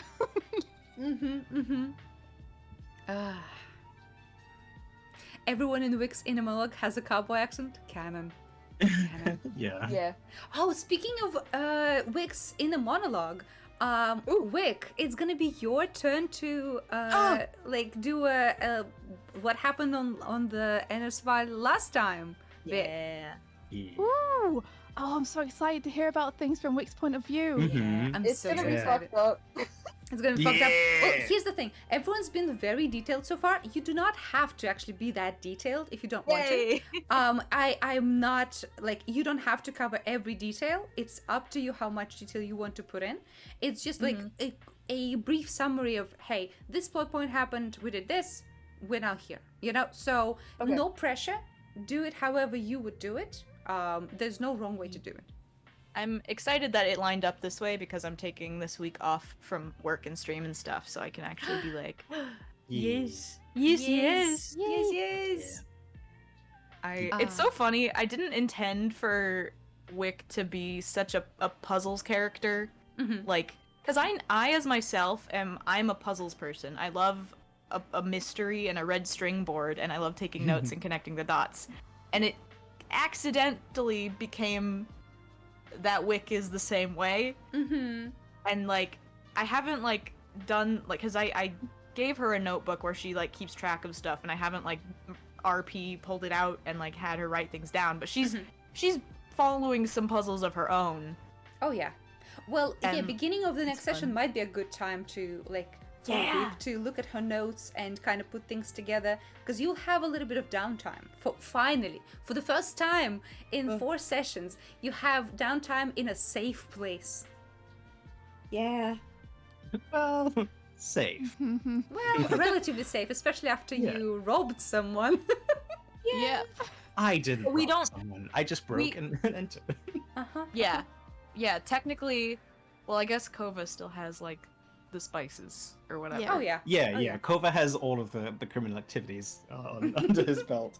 Which You are just associates. You're just Yeah. perpetrators. Mm-hmm. How fun. Hmm. Dear diary, you won't believe what happened. Good stuff. Oh, I'm so excited. I'm sorry. And Lady V keeps teasing about how she's got an evil plan. for, Yeah, I have an the evil next plan for the session. next session. I have an evil plan. There's Oh. always an evil plan. Nothing Yeah. has changed. That's true. That's true. But I have an extra evil plan for the next session. Mm. It's I'm so double excited. evil. Yeah. I'm Oh very no, excited. not double evil! Yeah, double evil. Yeah. Also, Yeah. there I'm was. so- Oh, okay. No, you go ahead. You go ahead. You sure? Oh, again, subject change from I mentioned earlier. Sorry. You're if good. if it's okay. So I was debating on showing and revealing some things I've been making on the side these last few weeks. Mhm. But I feel like, especially because Artie isn't here and some things still aren't ready. I'm like, you know what? I actually kind of want to show it off all together. So Mhm. in 2 weeks' time, so the next D&D brief, I will show them all off.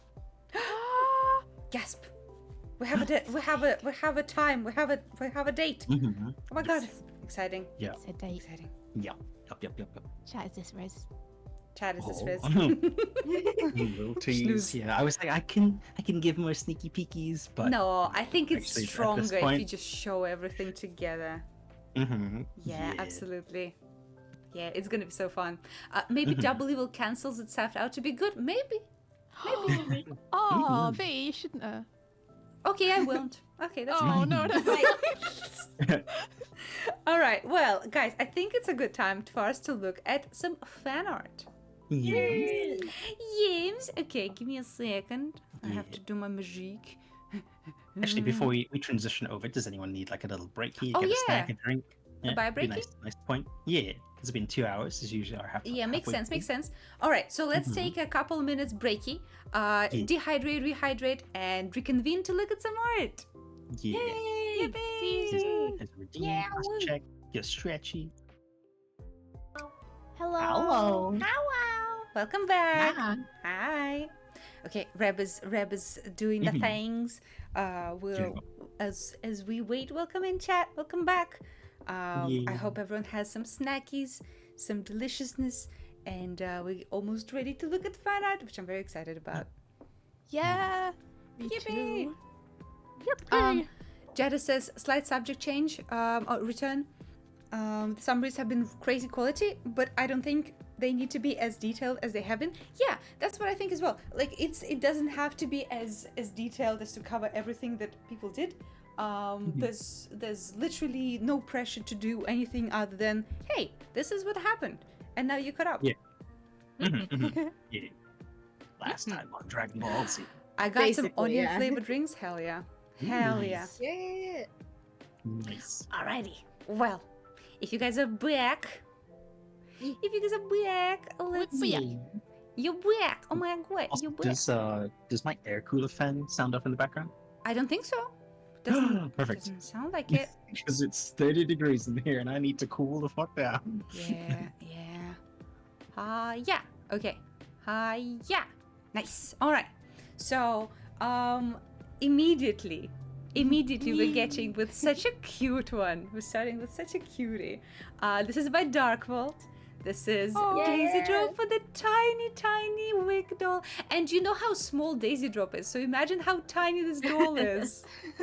Oh, It's so cute. so I'm cute. so sorry. Yeah, like everyone is determined to make Wick feel bad for turning down Daisy Drop. It was just so sad. Yeah, this is such a sad picture. Yeah, that moment was so hilarious. I don't think that's the right Dark Vault, Shnu. That's just something, just random something. But yeah, this is so cute, and look at her tiny expression. Oh, yeah, there's Dark Vault. Hell yeah. All right. Yeah. Cute.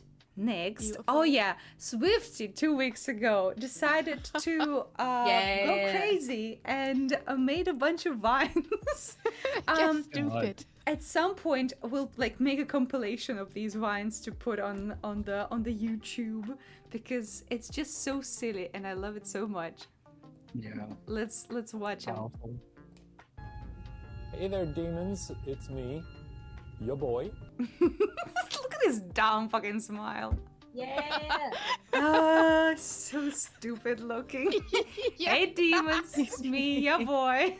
Your boy. This is him. And then Kova is the one with the camera saying, "What do you mean?" Yeah. Good stuff. And then this one with Kari, so good. Every time you yell at your kids, put a quarter in your no yelling sock, and soon you'll have a weapon to. The last frame of her. So good. Big kick our asses. Yeah, she's I like putting the 3 unconscious characters in the background. She's already murdered the party. Look at them, tiny. That's good. Yeah, if the werewolf doesn't kill you, Kari will, because of your bad decisions. Oh, look at this one. This is from Sunday Trash. Look at this little Muppet. Look at his little muscles. His women love him. Look at these muscles. Yeah. 2 Big tiny muscles. little bumps. Yeah. So cool. The boy. Yeah. The boy. I love him. Love it. Oh, and this one is so dumb. We all die. You either kill yourself or get killed. Nice. The werewolf at the end was so perfect. So perfect. Also, I can't believe that you perfectly recreated the dance that guy did in like 3 frames. It was just like so silly. You know how to use shift really and trace tricky. so well. I didn't actually use it for this. Oh, what? It's just just a little Very good. transform tool for the little like sculpt. Yeah. Literally just squashing and stretching. Yeah, it's so good. Like minimal frames, but maximum effect. Love it. Oh, and this one from Reb. Oh my. Yeah. Oh my god, Gustav, look at his face. Love him. I'm very interested in your presentation of how you thought Gustav looked, because it's so interesting. Look at his shitting grin though. Yeah. I thought he looked like Mario. Mario. Nah, I don't know if you've seen the art for him. I did afterwards, yeah. Yeah, he looks like a very old cherub. Yeah. But I think the smile is very, very on point. And I loved the background. I love that you showed the greenery. Very cool stuff. Yeah. It's beautiful. I love it. I love Wick's expression and she's steaming. Yes, absolutely. The steam. Robo says, everyone is so down on Gustav. I think he's a cool dude. Yeah, Robo is running a campaign of protection of all the characters that get unjustly bullied by the party. Robo is like the president of NPC Defense Squad because he's there for Betry, he's there for Gustav, and I'm there for Robo. Oh, there for Robo. Yeah. Oh, and this one's so funny. Yeah.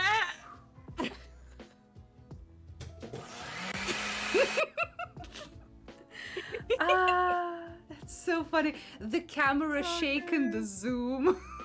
The zoom is really good. Yeah. It's powerful. It's powerful.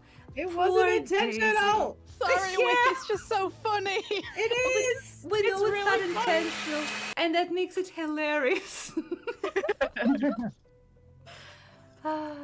Oh, and this one from Artie. Yes. Yeah.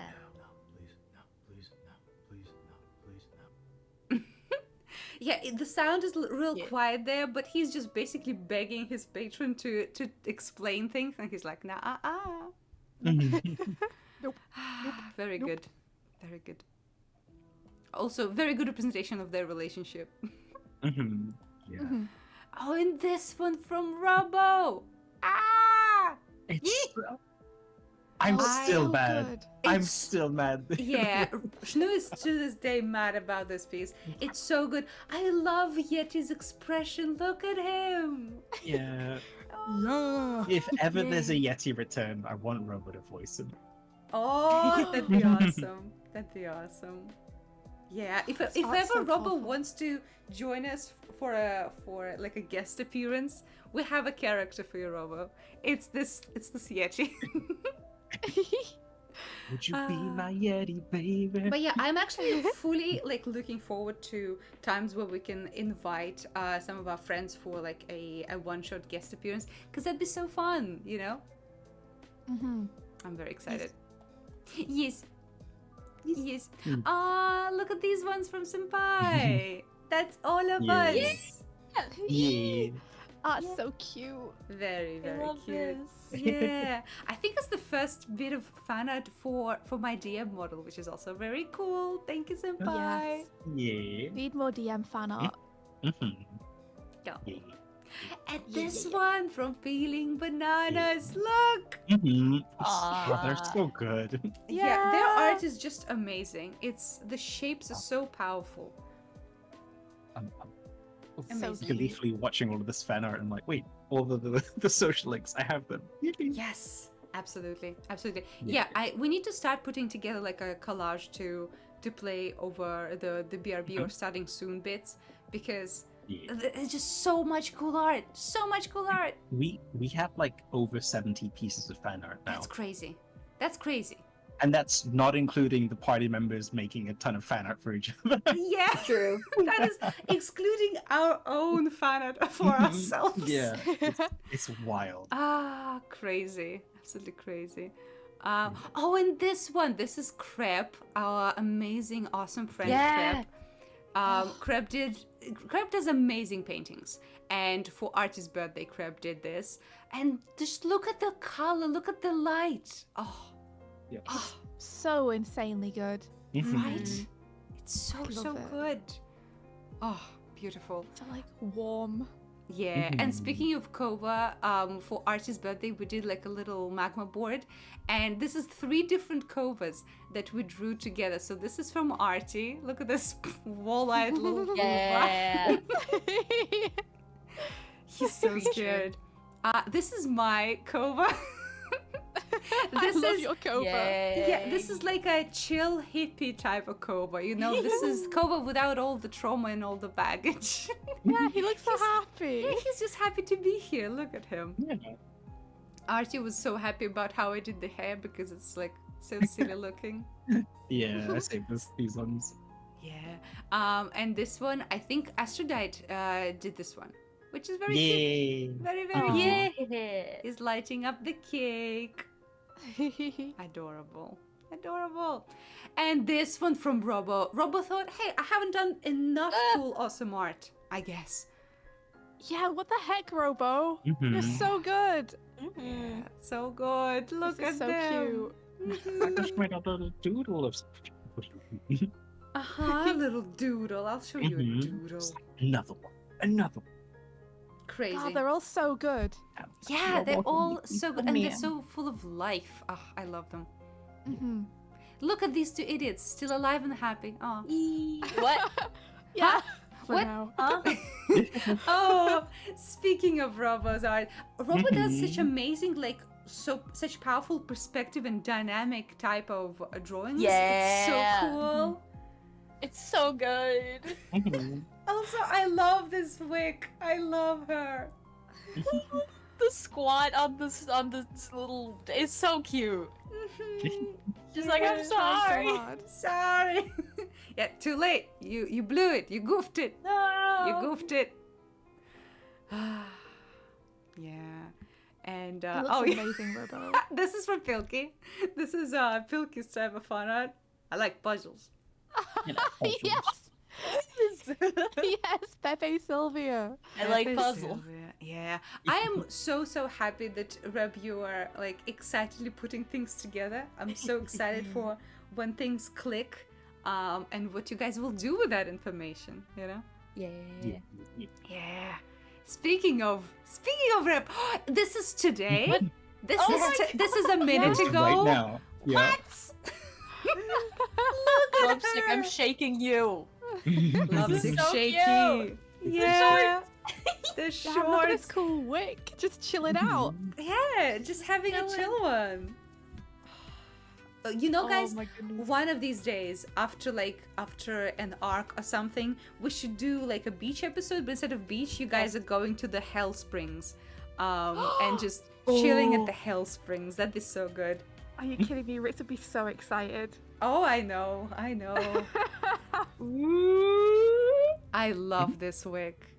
Oh, It's so so good. good. So cute. Very, very Love such cute. art, The so little powerful. slippers. I cannot. Oh, very powerful. W Lovesick as always. W. Absolutely. I'd love to visit Dwindle as well. Go and party in Dwindle. Oh yeah. I mean, you have to go to Dwindle. You have to go to Normal Town. You have to go to like Hell Springs. You have to go to Craven Reach. So many places to visit. Hold on. Normal Town? Normal Town. That sounds real. Yeah, it is. It is real, yeah. Rev Okay, doesn't cool. know about Normal Town. I don't know about Normal Town. I'm excited. We won't tell you Yes. anything about Normal Town. You'll find out in Yay. character. Cool. It's another stupid place that we world built together, and I love it so much. Yay. Rev doesn't know. Yeah, it's regular. That nothing happens there. It's Normal Town. It's Normal Town. Yeah. Pilky says, "You're going nowhere outside the city until I finish this map." Well, then get a move so on. fair. Actually, don't rush. You're fine. Wow. Yeah. No. Yeah, for real. There's. You'll have a lot of time in the city. We're not leaving this place for a long time. Oh yeah. Oh yeah. And there is it's an interesting thing to figure out how to do multiple sessions in the city, how to do encounters, because it's so much easier to make combat happen outside of the city, right? But in the city, you have to really think about it. And by making a like 70% city locked campaign, I kind of made myself like I created a need to be creative with my combat encounters, which I'm very excited about. Yeah. Definitely. I'm very excited. There are definitely. There's no way there are secret areas of the city where the guards can't see. No. What? No. That's crazy. That would be crazy. That's crazy. That'd be That's wild. crazy. What are you talking about? What? Welcome in, Tathrison. I can imagine urban combat encounters are a wholly unique challenge. Yes, because you can't just like plop. Well, there's a manticore right in front of you on the road. Good luck. Like it's tougher, right? Because the city is a place with infrastructure, with a lot of people and guards and even other magic users present. You have to kind of have a bunch of stipulations as to how everything goes. This is why people usually don't put a lot of like high level characters in the city for party to interact, because if you see a bunch of high level characters and like powerful spellcasters, it's always the question of, well, why aren't you doing this? Why aren't you like clearing up the city's issues, you know? And there's usually two different answers. Either they have like a different, even more dangerous and important job to do, like Ovid does with the box, and the second one is they are not aware of specific things, or they cannot reach those areas. So that's where low-level party can come in and do their thing. Wee! That's Wee! us! Yay! That's You! Oh my god. Yes.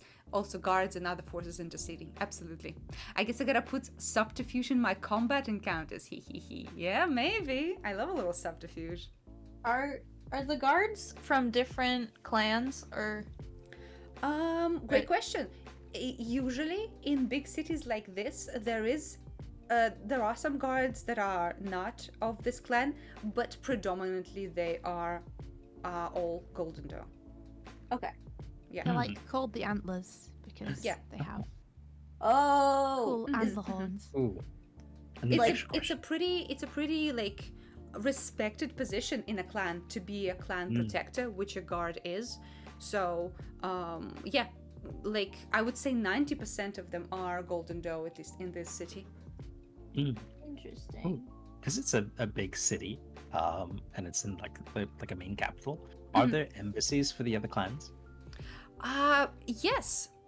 Well, embassy is a strong word. There might be specific places for communities of specific clans, such as, for example, Blackboar. Wick would know one for the Blackboar and can go there whenever she wants. And the same for the Moonbear clan. Like, Ritz would know that one of the main places frequented by the Moonbear clan is the school that they kind of established here. The academy. Yes. Yeah, the school. Not academy, the school. Okay. It's an actual school, right? And then there's also absolutely someone in the court of the Golden Doe representing the interests of the Moonbear clan. You just have to find them and figure out if they want to talk to you. Ooh. Yeah. Beefy Boy needs a D&D pun. Oh, God. Let's think about it. Ooh. I guess we'll have to take the initiative on coming up with one. Nice. Or here's a silly one. What is a surfer skeleton's favorite spell? I don't know, V. What is a surfer skeleton's favorite spell?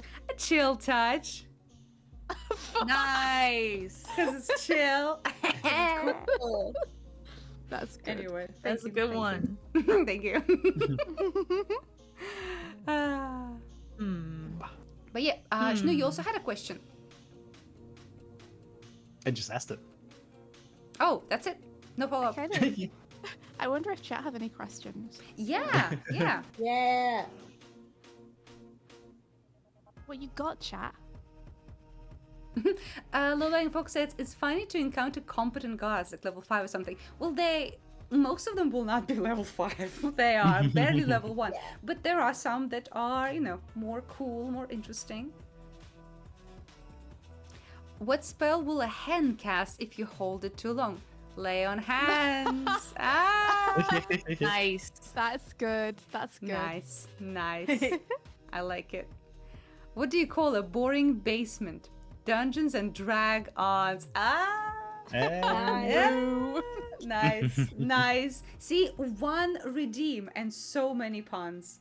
How many pieces of art are going into the VOD? Into this one? Oh boy. Well, in the VOD for the 4th episode, which will be happening this night. This probably, maybe. It depends actually on when Doix sends it to me. But this night or this next morning, it's gonna be out and it's gonna be 16 pieces of art. Well, 16. Weeb says, every time I've had a competent D&D guard, the party immediately gets antagonized and goes, fuck this guy. I'm excited to see if that happens here. I'm excited. Me too. What are some of the clans the players are interested in seeing? Ooh, that's a great question. Yeah, because there's a bunch of clans that you guys have not interacted with at all. The Stoat. The Stoat? The Stoat. Yeah. Stoat. Yeah, I they're love good. them. I don't remember a lot of the details.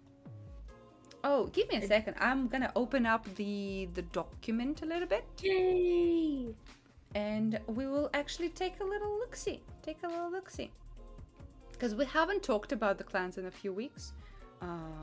So let's get to them a little.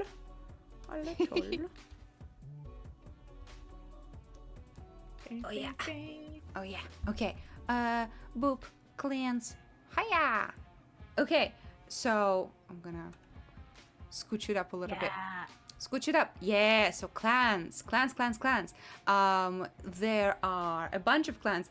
The 8 you see here are the lesser clans, right? So there are also the 4 main ones, which are the doe, the bear, the eagle, and the wolf.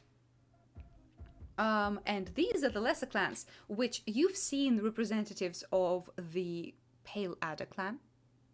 You've seen representatives of the Blind Raven. You've seen representatives of the Black Boar. And that's it for now.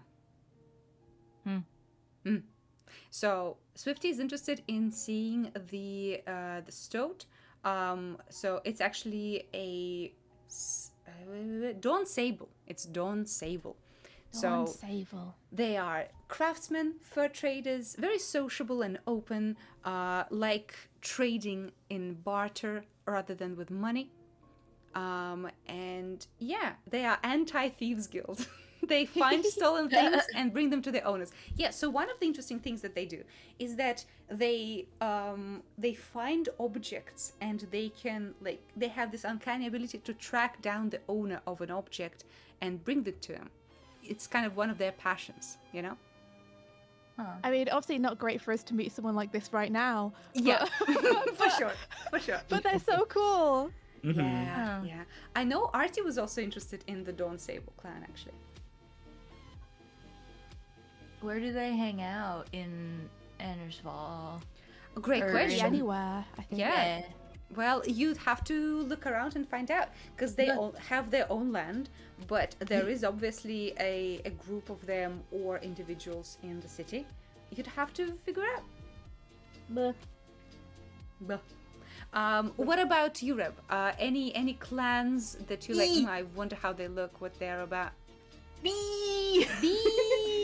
Yeah, B is strong. B is powerful. They're mead makers, comedians, revelers, jokesters, mischief havers, and just chill dudes. They're chill. They don't have their own land because they don't give a shit. They're like vibing. We can make this happen. Yay! Yay! Yeah, that's true. Ritz at least knows of one place that they can find B clan members. Yeah. I want to take you guys so bad. Yes, it's gonna happen at some point. I agree. Yeah. I agree. Yeah. What about you, Schnip? I'm not really sure, honestly. Even though I was there for like the world building streams, I very fast forget information. So like the bees were there on the list. We now know a member of the Black Boars. So I think those are like the 2 I was interested in from memory. Then the next one is the lynx because of the ember. Yes, absolutely. Also, non-binary bat said that this is so contrary to the mythos around bees that I'm used to. I mean that positively. Yeah. I'm excited to try and make something that has its own mythos rather than just going fully with what already exists in our world. Do you guys have time for one more piece of fan art? Do we ever? Of course. What? Oh, it's a clip. It's a video. Wait. What? I have to show it on stream. Wait a second. Hey, yo. Wait a second. Okay. Go when mommy says stop, you say okay. It's just a baby. But you still had to say, okay, mom. Yes! That's so good! Yeah. I'm just a baby. I'm just a baby! Oh my gosh, Clover's face. Okay, mom. That's really good. So good! Oh, thank you, Ears. Holy shit. This is so good. So good. Very, very good beat. Oh yeah, and Tilk is fan of the Bee clan. Look at them doing their silly thing. The bee. The Bee. Double. Oh my god, amazing! Thank you so much. Yeah, it's amazing. Amazing. Yeah, Robo was talking about being interested in the Walrus clan. Yeah, they are really cool and very interesting. They have their own thing going on that is like so outside of what the Doe is about. It's so fun because in so many places of the Empire, things are wildly different but have the same sort of baseline. So I'm interested to see if you guys ever visit different cities of the Empire. Can we assume that like the clothing people are wearing are indicating usually their clan, like the color? Yes. So not necessarily that like the bees will always be like wearing yellow, but usually there is some symbology that everyone wears because it's so important in so many areas of their life to have this clan affiliation and to signal it to others. So yeah, you'd have at least like a symbol of the bee or something that designates, unless they're trying to hide their clan affiliation. Yeah. So, for example, the thugs that Ritz talked about and talked to had no visible clan affiliation. So that's a thing. That's a thing. Which one's the turquoise one? Because Gwendolyn is wearing turquoise, and but would she technically be a golden doe? Well, I'm not sure you We guys don't know. know. I'm not sure you guys have any knowledge of that. You'd have to ask her. You'd have to talk. There's no specific like turquoise clan, and again, like the color of the clothing is not limited. It's just they have either the color or tattoos or some symbol that they use as their sign. It's so cool. Oh, I can't wait to play again. Yeah, next week. Next week.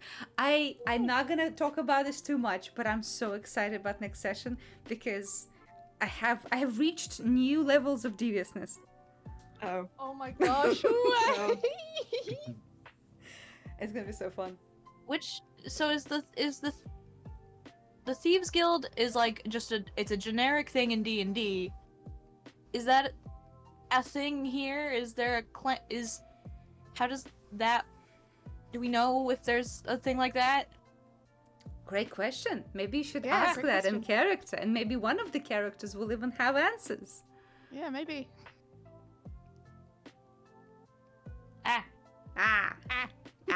But yeah, of course. Like every D&D world has to have a thieves guild. In my case, every country has their own thieves guild, and in some cities they even compete with each other because they try to expand their influence. But yeah, absolutely, there is a thieves guild. There's an assassins organization. There's wizards organization. Like basically all the hallmarks of fantasy, I think you gotta put into a D&D world because like it's pillars of the fantasy genre that players expect and can bounce off of, you know? Yeah, that's what I think. Got some good chat questions as well. Oh, which one? Which ones? Jadis is asking about people maybe being born into clans, I think.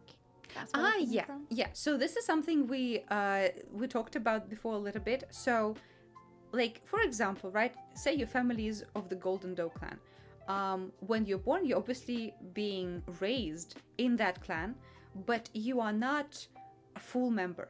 Just like you're not an adult, you don't have some of the like clan affiliation yet. So when you reach 16, 17, 16, 18, like depends on the person, but usually 16, you go through the trials, right? You have to decide what clan you want to pledge allegiance to. It very often is the clan of your family because that's what you grew up with, but it doesn't have to be. And some people drastically change what clan they get affiliated with. But every time you do, you have to go through a trial that proves that you have the qualities and the skills that the clan spirit is looking for. So yeah, it's a kind of a clan bar mitzvah. It's like a clan exam and then bar mitzvah. Clan exam. Yeah, clan exam. Yeah, and you have to show that you can support the clan's tenets, right? And if you don't, or if you do something so stupid or so cruel or like criminal that you cannot be part of the clan anymore, you become one of the Forsaken who do not have a clan. And it's not just you have your tribe, right? It's also a question of your political and economic power. Because if you have, for example, if you're in Ennersval and you're part of the Golden Doe clan, you are allowed to own land. You're allowed to have like a business. I mean, you can still have a business if you're not part of the clan, but there are stipulations, and you're basically like renting. Whereas when you're Golden Clan, you're Golden Doe clan, you are owning. You know, same for political positions. If you want to be like one of the like political members of the high society, it's very much expected that you are Golden Doe clan, which is interesting because their wizard is Ballad, you know. You know. Wizards, Ballad, and in general wizards are often like court wizards brought in from other clans, so it's not like hugely suspicious, but most of the ruling class you will see being the same clan as the land you're on. So I'm assuming that Lady Gwen is also not of a clan. She'll be worshipping the Echo. Well, it's a question that you might ask or try to figure it out because it's unclear. Okay.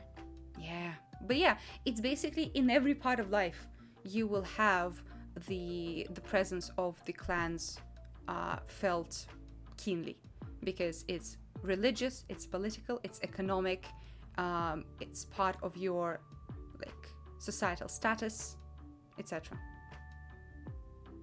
She actually What? She could be well, because the guy that was trying to deliver the box to her was from the Wave. Yeah, Galadian. Yeah, he was a Galadian. Yeah. Which I don't know. Waves is blue. Waves are blue. That's Waves is blue. so Yeah. true. Imagine a wave. Yeah. Oh, I'm so excited to get to meet some more like Black Boar members as well. If we Yeah. get to go with Rev and see like Rev's clan. Absolutely. Oh, this actually brings me to a question. So next session, you guys already know that you'll have some free time and finally some money.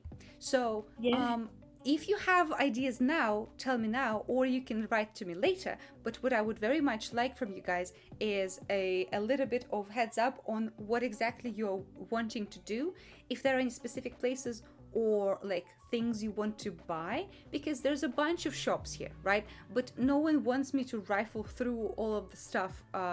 Instead, you guys can give me like a heads up on I want to buy this and this and this, and I will let you know if there are these things in the city, how much it costs, etc.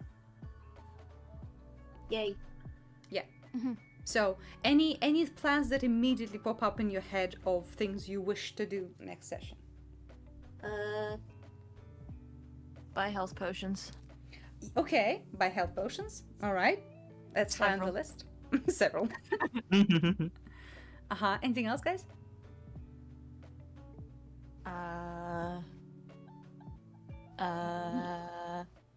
I'm leaving space for you guys because I've already told V some stuff I'm gonna do. So. Yeah, Swifty has a list, so.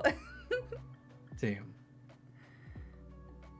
Yeah, well, you can think about it later. You can definitely think about it. But over the week, if you have something, do let me know. Because it will cut down on the time I need to rifle through things and come up with things on the spot, you know? Yeah. And yeah, retail therapy. Yeah, we'll see how much money you get. But yeah, you'll have some coin. You'll have some coin. Will it be enough to heal people? It better be enough to heal people. We'll see. We'll see. It's gonna be just enough to heal one of us. That'd be funny. That'd be very funny. Have to be like, it would be very funny. 100 gold on the dot. Yeah, and then Kova and Ritz can have a fight about it. Yeah. I was like, I don't need strength. It's like, my dude, you absolutely do. You're on 3 strength. And then Wick is gonna be like, hey, Ritz, you can get it for free. Yeah, don't worry. Don't worry. Yeah. I'm cooking. Don't worry. Yeah? Are you? Are you cooking? I don't know. Both Ritz and Kova are cooking, but cooking just means they're not doing the thing that helps them. It's just they're shrugging. There's food all over the floor. Yeah. little shits running around on the side going. A fight to the death over who gets healing. Yeah. But everyone's like fighting for the other person to get healed, of course. I mean, I will say, if shadows turn up again, like, Kova's doomed unless he gets some healing. Yes, absolutely. And yeah, Kova would need a greater restoration. Thank you. Yeah, absolutely. That's actually what Gustav said. He cast great restoration on Gunhilda, and he was like, yeah, I could do that for 100 golden dollaroos, and the party's like, fuck you. Yeah. That's why I want to speak to Lady Gwendolyn. I'm like, we can go down the political route now. Sure. Try that. It was also just so funny. Kari, like level 1 cleric, like, hey, just teach me greater restoration. He's like, I can't. Oh, I didn't ask to be taught. No. You're like, how do I get this power? And he's like, well, either your deity gives you that shit, or they don't. You know. No, that wasn't how I would like phrase that or like communicate it. It was like, hey, is there anything that I can like learn from you? And it's like, no, actually, you either have it or you don't. Well, yeah, because basically, like, how do you, like, you can't teach someone great restoration if they don't have a 5th level spell slot, which is what he's trying to communicate. But everyone's like, fuck you! Yeah. It's all about phrasing. I find it so funny. Yeah, immediate aggression. I did not expect you guys to react that way to Gustav. Yeah, so funny. Swifty, I'm so curious about that head die change at the end. I think that got me more than any of the politics. Yeah, so next session you guys will see the party at 2nd level, and we'll see what choices they made. Whoa! Wow! Question for the DM: is money in the city called dollar? Oh, it is now. Good times. The dollar. All right. Well, is there anything else? Are there any burning questions, or are we ready to raid out? You got something, Red? I don't know anymore. I don't even know. Puffin says, tell me this thing. You aren't ready. Well, fuck you! I didn't say tell me. I just asked questions. And he was like, you either have it or you don't. And I was like, bitch, we're playing D&D. Well, I will level up eventually. You did say, hey, like, is this something can be taught? And he's like, no, it's not. It was the follow-up. It's all about the follow-up. All about the follow-up. Okay, guys, if no more specific questions, I'm gonna read us out. I have a burning question. Why are you all so good at D&D? Wow. Yay. Wow, that's something I cannot tell you. All right, so I can't teach you. I can't teach you. You have it, you don't. Yeah. No, I think it's absolutely something that you get better at with time and with attention. You know, if someone wants to be a good DM or a good player, it's practice. Practice definitely helps. Yeah. You Yep. just seek out the knowledge. V, will we ever be able to read through your campaign setting doc? I love the world so far. Well, yeah, so this is something I brought up before. We might at some point open up like a wiki type website where we just, start piling information, because I sure as hell don't have time to document things in a way that is like easily accessible.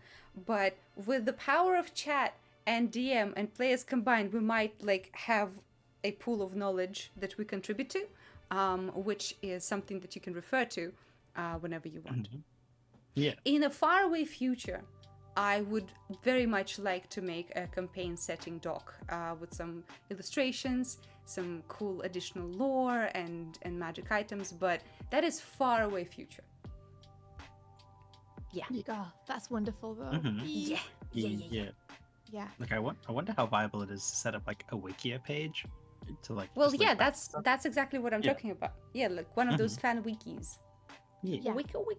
All right. It would have to be, like V said, kind of fan driven though, because V's lack of time. Yeah, I can absolutely read through things and check for like validity of information, and like help out in that way. But I just simply do not have time or energy to be the driving force of that. So if you guys want to contribute to it, that is awesome. But it will be absolutely like a community project. Yeah. Okay. So I see a little silhouette of a space cadet. Space Cadet Aphrodite is streaming, and we should go say hi. I think They're so. doing a doodle-a-thon. One sub equals one doodle. Oh, beautiful.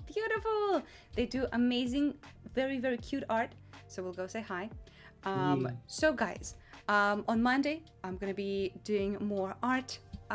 Then on Wednesday, we're going to finish playing Stray Gods. And we have Shnu and Swifty and Artie joining us. And it's going to be so fun. Maybe Eos, maybe Puffling. We'll see if they have time. And then on Friday, next week, same time, session 5 of our D&D campaign. Woo! Yeah, woohoo! Yes! Exciting. I'm Well, so guys, excited. Me too! I'm so excited. Yeah. All right. Well, guys, thank you so much for being here. Thank you, players. Love you all. Mwah, mwah, mwah. And Thanks for having us.